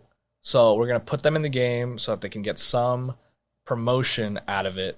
But then the gameplay was good, and so everyone's just like, "Oh, I love the gameplay. The gameplay is great." And then, they had Ultimate Marvel vs. Capcom, and then they added some more characters, and they added like a bunch of more stuff in there, and it was like sick. And then Infinite came out, and that's when like Disney had their hands on it, and then they're like, "All right, 2v2 fighter. We're not really gonna care about the gameplay. We care about the promotion. Yeah, we care about promoting." That's why like that game just felt like the biggest cash grab, and it looked cheap and. It was just dead on arrival. Yeah, and they're like, we need to promote all these games. And then Max was saying that the game is actually pretty fun, though. It is when like the gameplay, and you don't think about what they were doing. But they were like, no Capcom, like no real Capcom characters. Like they couldn't put Marvel characters that were already in movies, so they had to put like new movie characters in. Like when you only have like 10 characters and one of them's like Gamora, it's just and it's like you're obviously how many that was another thing. No X-Men or Fantastic Four characters because they were mad at Fox because they didn't have Fox yet. Yup, and so they were just like, so I guess I think like seeing that they put their hand in it and it failed. I think and now with their new attitude, I could totally see them. I mean, just being like, hey, just make us our money back. Here you go. Use whoever you want. Because like. I think they could have done it this year, but they didn't. And so I'm like, I don't really have high hopes. I don't see it coming for like another 2, 3, 4 years. Yeah, I don't really. By the way, like I do predict that it's going to happen. Yeah, it just makes sense. If it did, I would really love that. I would play it. I'd give it a chance, even though like even if it goes all crazy again, like MVC3, I'd at least go in there for a couple months and try it. Because like when I think of like a dream game, all I can think of is really Third Strike, which I think is the best Street Fighter, and just doing because Third Strike did a thing where it started off where it's like we're starting a new story and we're doing new characters and like nobody from the old cast. Okay, yeah, I've heard about this. Yeah, didn't they add them in eventually though? They added Ryu, Ken, and Chun-Li. Okay, the big three. Yeah, and they're like and they didn't want to at the time. I thought they took a big risk in doing that, but they perfected it in Third Strike. I think when they added Akuma, they added and then it was like 12, 16 other new characters. I think that's the best route to go is like making a new game with that, but like Street Fighter 6 is kind of like that. Yeah. They added all the stuff that I loved in Third Strike to Street Fighter 6, and I think the only thing like I think the only perfect thing I can think of is just Street Fighter 6 not mess up. Like if Street Fighter 6 could stay like this for another like 3 years, I think that would be my perfect game. I think because right now we only have I think like 16 characters. Yeah. I think ending with like 30 characters. I think having a bunch of stages, having a bunch of like story mode stuff. I think bringing back characters that haven't had love in a while. I think that's what Mortal Kombat's doing right now with their 3D fighters. Where it's like, oh shit, you guys are actually doing it. People that I haven't played with since PS2 are finally playable. I think that's my perfect game. I think current Street Fighter 6 with Third Strike like love, because they poured their love into Street Fighter 3. And I think just, putting fan favorites that haven't had time to shine. I haven't seen Makoto since 4. I need Makoto. I don't even know who that person is. Yeah, exactly. Like, it's characters for me. I know Q technically got G, and, like, I still want Q. But what about an original idea? An original idea? It could be licensed. Like I think a 3v3, because that's the kind of games that I like. I know for you like the chaos. I like the chaos. I like the chaos. I think assists are fun. I think a story mode being added does help a lot. Like I do feel like having a good story mode, gets casual players invested. I don't know if I would make it free, because there's something that you have to add to like make it offset, maybe costumes or something. But I think maybe making it free would be great, because then you could have a lot of players in there. I know Shonen Jump has done it before on like Game Boy, and it's always an arena fighter. And I know they tried with Jump Force. That was just another arena fighter. I think an actual, you know what? I lied. I do have a dream game. Okay. I do have a dream game. I just created it like now. There was an old JoJo's game on the PS2. It was made by Capcom. It created a lot of like iconic stuff for JoJo's from that fighting game. It like gave Dio his pose. It gave like Jotaro his from the fighting game. From the fighting game, because at the time the manga was still being written, and Capcom was like, we'll do something. We'll do something. We'll make him do a cool point. We'll make Dio do a cool pose, and that's all really that cool. And all that stuff like was from that fighting game. Yeah, and I don't know if it didn't sell well or what the issue was, but they put so much love into that game, into JoJo's, into Part 3. And so I think that would be it. Like, because it was made by Capcom. So in my dream scenario, it's made by Capcom. Right. I think current day Capcom like would kill it. And making it like a Shonen Jump, like making it a crossover, because they do it in Japan. They have like these Game Boy games, like Ultimate like Battle or whatever, but they're kind of like these like arena like platform fighters, and I don't really like. They're not really that fun. But I remember when Jump Force came out, and I was like, hell yeah, if this was 2D. The idea, yeah. If this was 2D. As soon as they said it was 3D, I was just like, I'm out. Yep. But if that game was 2D, I think that would have been it. And make it a trios or a doubles. It doesn't really matter. As long as it's not one character. I don't want one character. So that's funny, because my dream fighting game, and I've been saying it for a while to Augie, my brother. Right. It's funny because I go anime route too. Right. Give me Arxis just making a Naruto game, a 2D Naruto game that's like legit with all this tech, with all those characters that I already love, but like make them like some of them have archetypes. I mean, so there are literally puppet characters. You can have so many. You can have a puppet. You can have a control character. No, I didn't go as far as thinking about the type of game it would be, like whether it be 3v3, a tag. I think maybe a tag, because I 3v3 is cool, but it's not the way that I would go. Which I can deal with. But I'm not trying. Like, if I had to choose to make the game, maybe a tag team, because I do want more than just 1v1. Yeah. So maybe a tag team fighter. Make it legit. Like, it's gonna look like an Arxis game. Yeah. But just give me something with Naruto and fighting, and not be an arena game, or some other bullshit, whatever they're doing now.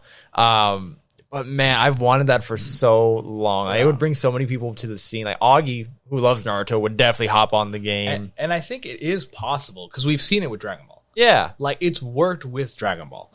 It worked with Dragon Ball Fighters. It took over Marvel's spot, because Marvel was gone, and it like took over the trios fighter. Like, it took the 3v3 from Marvel, and it's possible. the reason I think it works so well is because it's Dragon Ball, and so there's so many characters. We haven't even it didn't even add like as many characters as I wanted. Like we added like a couple of characters from Super, but it didn't like add as many characters as I think it could have done. Like it could have added way more. Right. And I think Naruto is the same case where you can add so many characters into it that like there's so many characters, and I know that that's for like a money merch sale thing, but it's a perfect so thing many for unique characters. Yeah, and it's perfect for fighting games because fighting games, the more unique, I feel like the more unique the better. Right. Like I know people give shit to the Shotos. That's my friend Saul. Yeah, they're like, why are there 5 Ryus? They're not. There's the same They're the same archetype. Oh, you mean like I'm getting that confused because Shotos is a number like the Ryu character. That's a Shoto in a fighting game. That's the archetype. Yeah. What Saul doesn't like in anime is I guess shonens, right? Like that's like the generic like everybody. Yeah. Okay. That's what he doesn't like. He always gives me shit about it because I told him I only watch like Naruto, Dragon Ball. Yeah. He's basically calling me a basic bitch. Is what he's telling me. He's trying to get you into Senins. Yeah. Is that what that is? Ones. Yeah. See, we'll have the anime talk with him. Yes, I'll definitely like have my points on that. Yeah. But if we want to talk about original fighting game, another one that I've thought of, like my answer to the question was definitely a Naruto fighter. Right. My original idea that I've come up with, it's not even like that well thought out. Right. But I've always thought about like if someone told me to make a fighting game right now, what would it be? And I just thought like making like a silly game, but like seriously like competitive, but just a silly in tone. Right. But somehow like just have like occupational where it's just like one guy's a chef, like one guy's a gardener, like and like it's just so funny because you like a lot of people could see their own occupation in there and just be like, I'm gonna be the best mailman. like the mail guy, I'm just shooting the shit right now. Maybe he like summons some dogs to go attack you or something. I think there's definitely room for more original fighting games to just come out of thin air. Like Skullgirls was one of them. Yeah. Like games that just have love in them and just like original. Yeah. Just pump it. It doesn't need to make sense. Have fun. Like footsies, like have you heard of footsies? It's just like a game or what? It's a game. It's a PC game, or it's I think it's on other consoles. I thought you were just talking about like the mechanic of footsies. No. I was going to say we're like 3 hours into this. How do you disrespect me like this? No, the game is straight up just footsies. And what? Just like first hit wins or something? It's like first hit wins. Like dive kick. Remember dive? It's like dive kick. Dive kick is another one. It's like these games where it's just the fundamentals. Yeah. It's like 2D animation. It's like stick figures. It's like Nidhogg. It's like Nidhogg where you're just like it's pure footsies. That's it. And like those original games, I think games that fighting game players love and fighting game players like would appreciate. There's another one. It's called like it's called Hustle. I forget what the acronym stands for, but I think it's like you only move once. I forget what it is, but like they had to change the name because of some trademark thing. Drake. But it's like it's a slow-mo RPG where you can see what your opponent is doing. It's like doing the frame data, like as the active frames. It's like there's 10 frames or whatever, right? And then like you both pick a card, and like it's like I'm gonna do standing punch. And your opponent's like, I'm going to do sweep. And then, like, you can see your opponent, like, do sweep. Yeah. And there's, like, an inner mind game, like, thing of, like, your sweep beats my punch. So I need to change. And it happens in slow motion?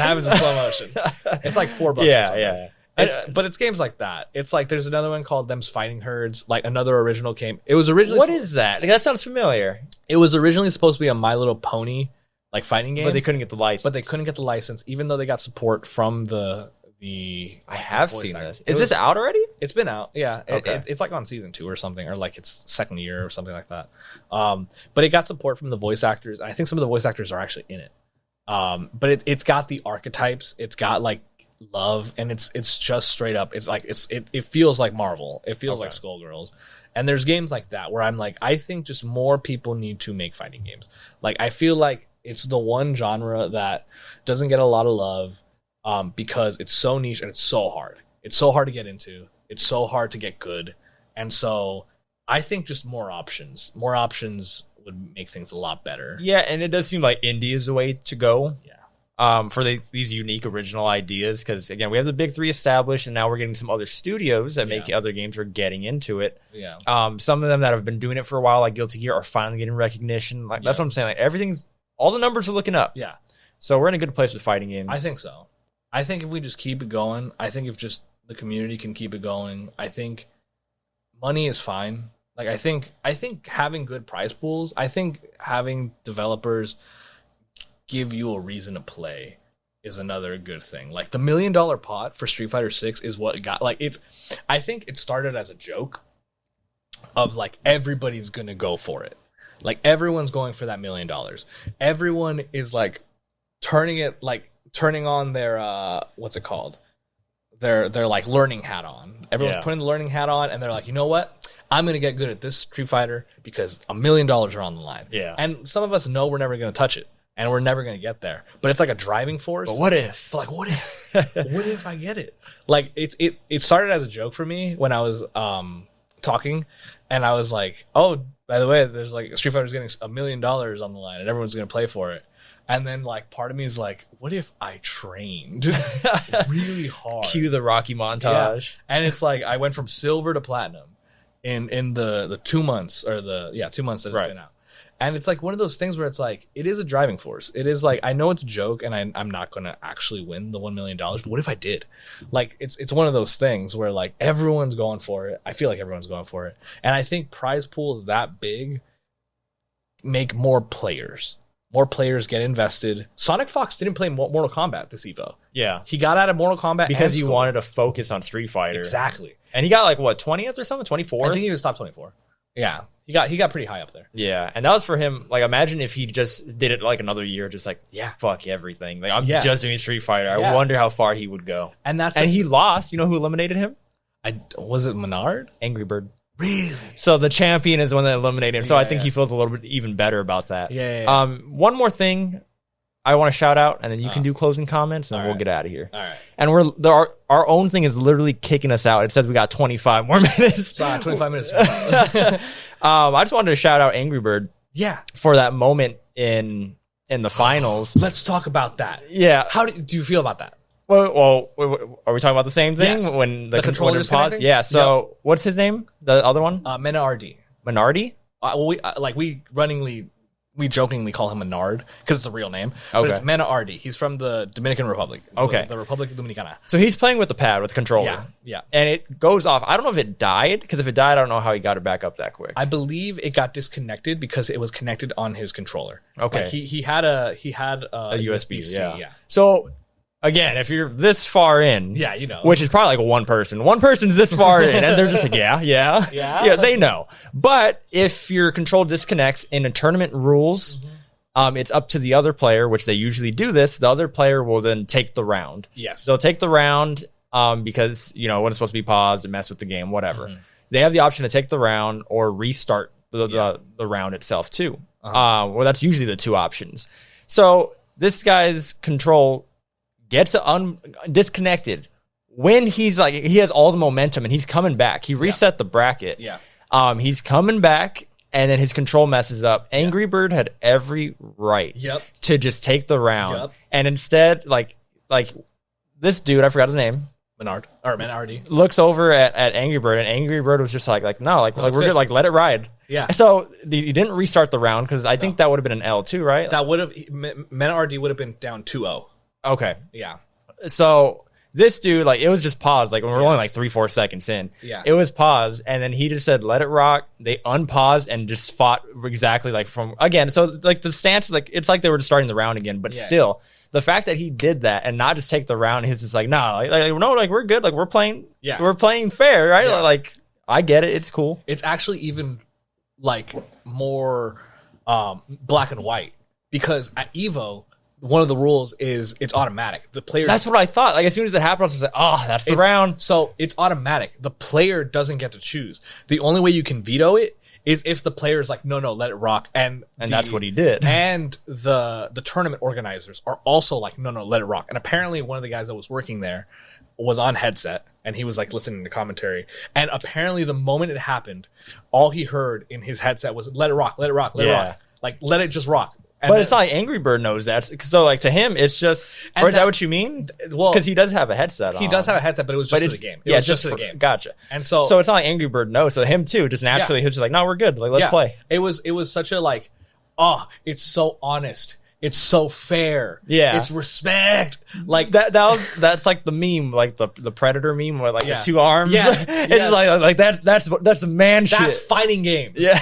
That's you shaking my hand at the end of the game and saying you beat me. And there was like no question or anything. He was just like, no, like it's Let cool. it rock. Like it was such a good and because he did that, like I recognize his name and like now I'm following him. I'm a fan of his. He's so good. And he goes on to win. He did win. And then like I remember we were watching it. And this was fine. I don't know if I mentioned that, but this was finals, the last match. This was grand finals. And I remember I was like in the text, I was texting in the Discord, and I think you were, I don't know why we didn't do it in general. Like we were doing it privately. We were just in private. And I was like, I didn't want Menard to win because like I've had history with him since like Street Fighter V when he played Luke and he played like cheap. Okay. I felt he played cheap. Felt he played cheap and he played like lame. Like, and so he's still a great player and I still honor him. And him playing Blanca is another thing that like, I'm like, I don't like that. Blanca has gotten more technical. Blanca has gotten less random. He still plays Blanca kind of random, and I kind of like, I like when he plays Luke. I like when he plays Luke. His Luke is a lot more fair. But I think that would have sucked. Yeah. If Angrybird took the round. That's just such like coward shit where like I understand, and that's what I'm saying. He had every right to. Exactly. So he had every right to, and it would, but still the fact that like, it wasn't even a question of just like, oh, let's have someone come over. Like, no, just immediately. None of that. Let's go. We're going back in. And just how fast Street Fighter 6 is to get back in the game. Like these dudes are just like, run it. It made for such the grand finals for Street Fighter 6 peak. It was peak. Yeah, that was awesome. All the other top sixes, I'm like, whatever. Like Mortal Kombat 11 bored me to death. Yeah, because even then, like how you mentioned, like the game's already figured out, and everything's like zoning heavy. Like this sucks. Yeah, it's zoning. And then, to me, Marvel's Capcom, I was like, one touch, like this one sucks. Touch death. Yep. For me, I was like, yes, it's still Marvel. Guilty Gear, I was just like, he's just wiping the floor with him. This sucks. Every other one was a mirror match. Every other game was figured out. Tekken was the only one that wasn't, but it was a mirror match. I didn't watch it all. So. Yeah, Tekken was a mirror match, and I'm like, whatever. Because mirror matches, to me, it's like you figured out the character, and so it's like one of those. It's not fun. Yeah, you want to see some weird. Yeah, I want to see random people, and that's the thing with Street Fighter 6. Its top 6 only had 2 repeats. It was just Ken.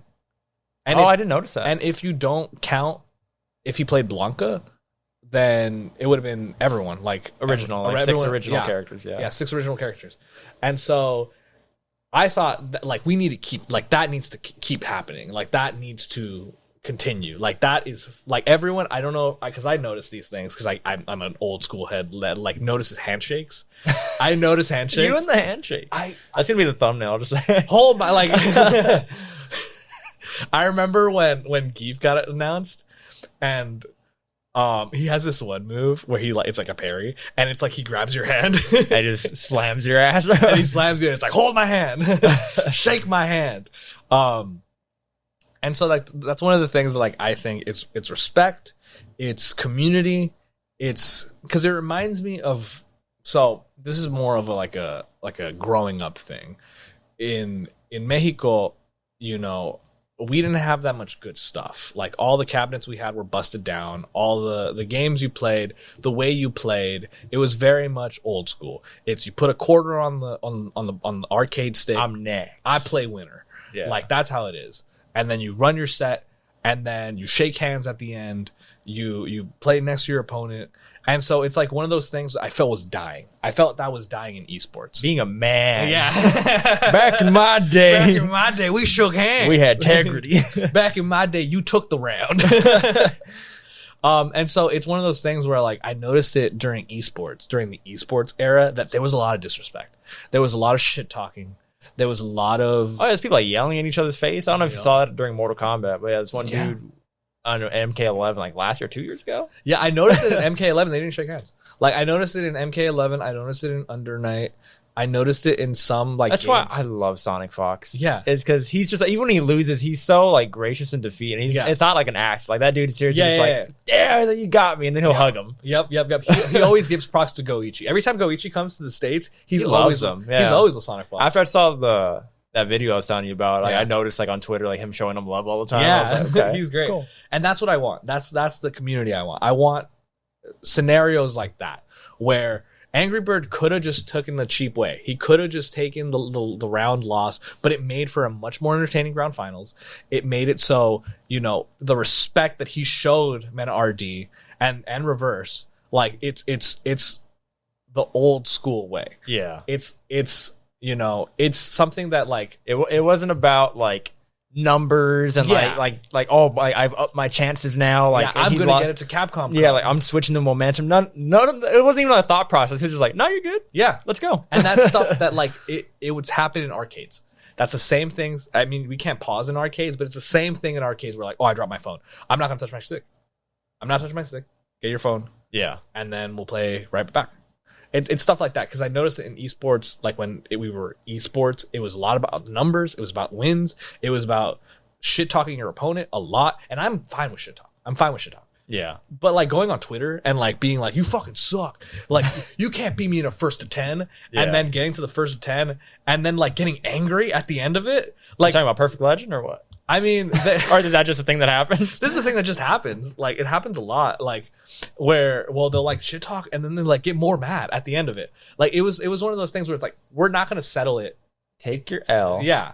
Understand that you lost. Like, it's one of the things where like I kind of like it when it's in toxic scenarios. Like, there was this one guy like a couple weeks ago that was just shit talking Sonic Fox like a bunch on Mortal Kombat. And he's like, you'll never be like the and then he like went on Twitch real quick and streamed it, and right? he's like, I saw that. Oh, what happened? Oh, no. We are literally running out of space. Me out. How much time is left? 15 minutes, but finish your thought. I think we should just wrap it up. I think that we're in a good space for fighting games. The respect and honor and fairness that I thought that had been lost for the last like 2-3 years, I feel is finally back. I feel like, you know, sitting next to your opponent and him beating you no longer is like I'll beat your like. So there is in pools that's still happening. Yeah. And that's fine, because that's pools. Yeah, they don't know any better. They don't know any better. That guy's 17. This isn't for them. Yeah, that's pools. Drown in pools. Experience it. Yeah. But I think now it's more fair. It's more honest. You're finally shaking each other's hands or fist bumping because of pandemic. It doesn't matter. Get in the mix up. Is it a handshake or is it a fist bump? I didn't think about it. It's fun now. It's fun now at the end of sets to like guess which one we're doing. I think we're finally back. I think fighting games are good. And fighting games right now are like the best place to start. There's so many. There's going to be so many free-to-play options going forward. Next year's a big one with the Project L. The big three are all dropping this year. If you ever liked them, perfect time to jump back in. Easily.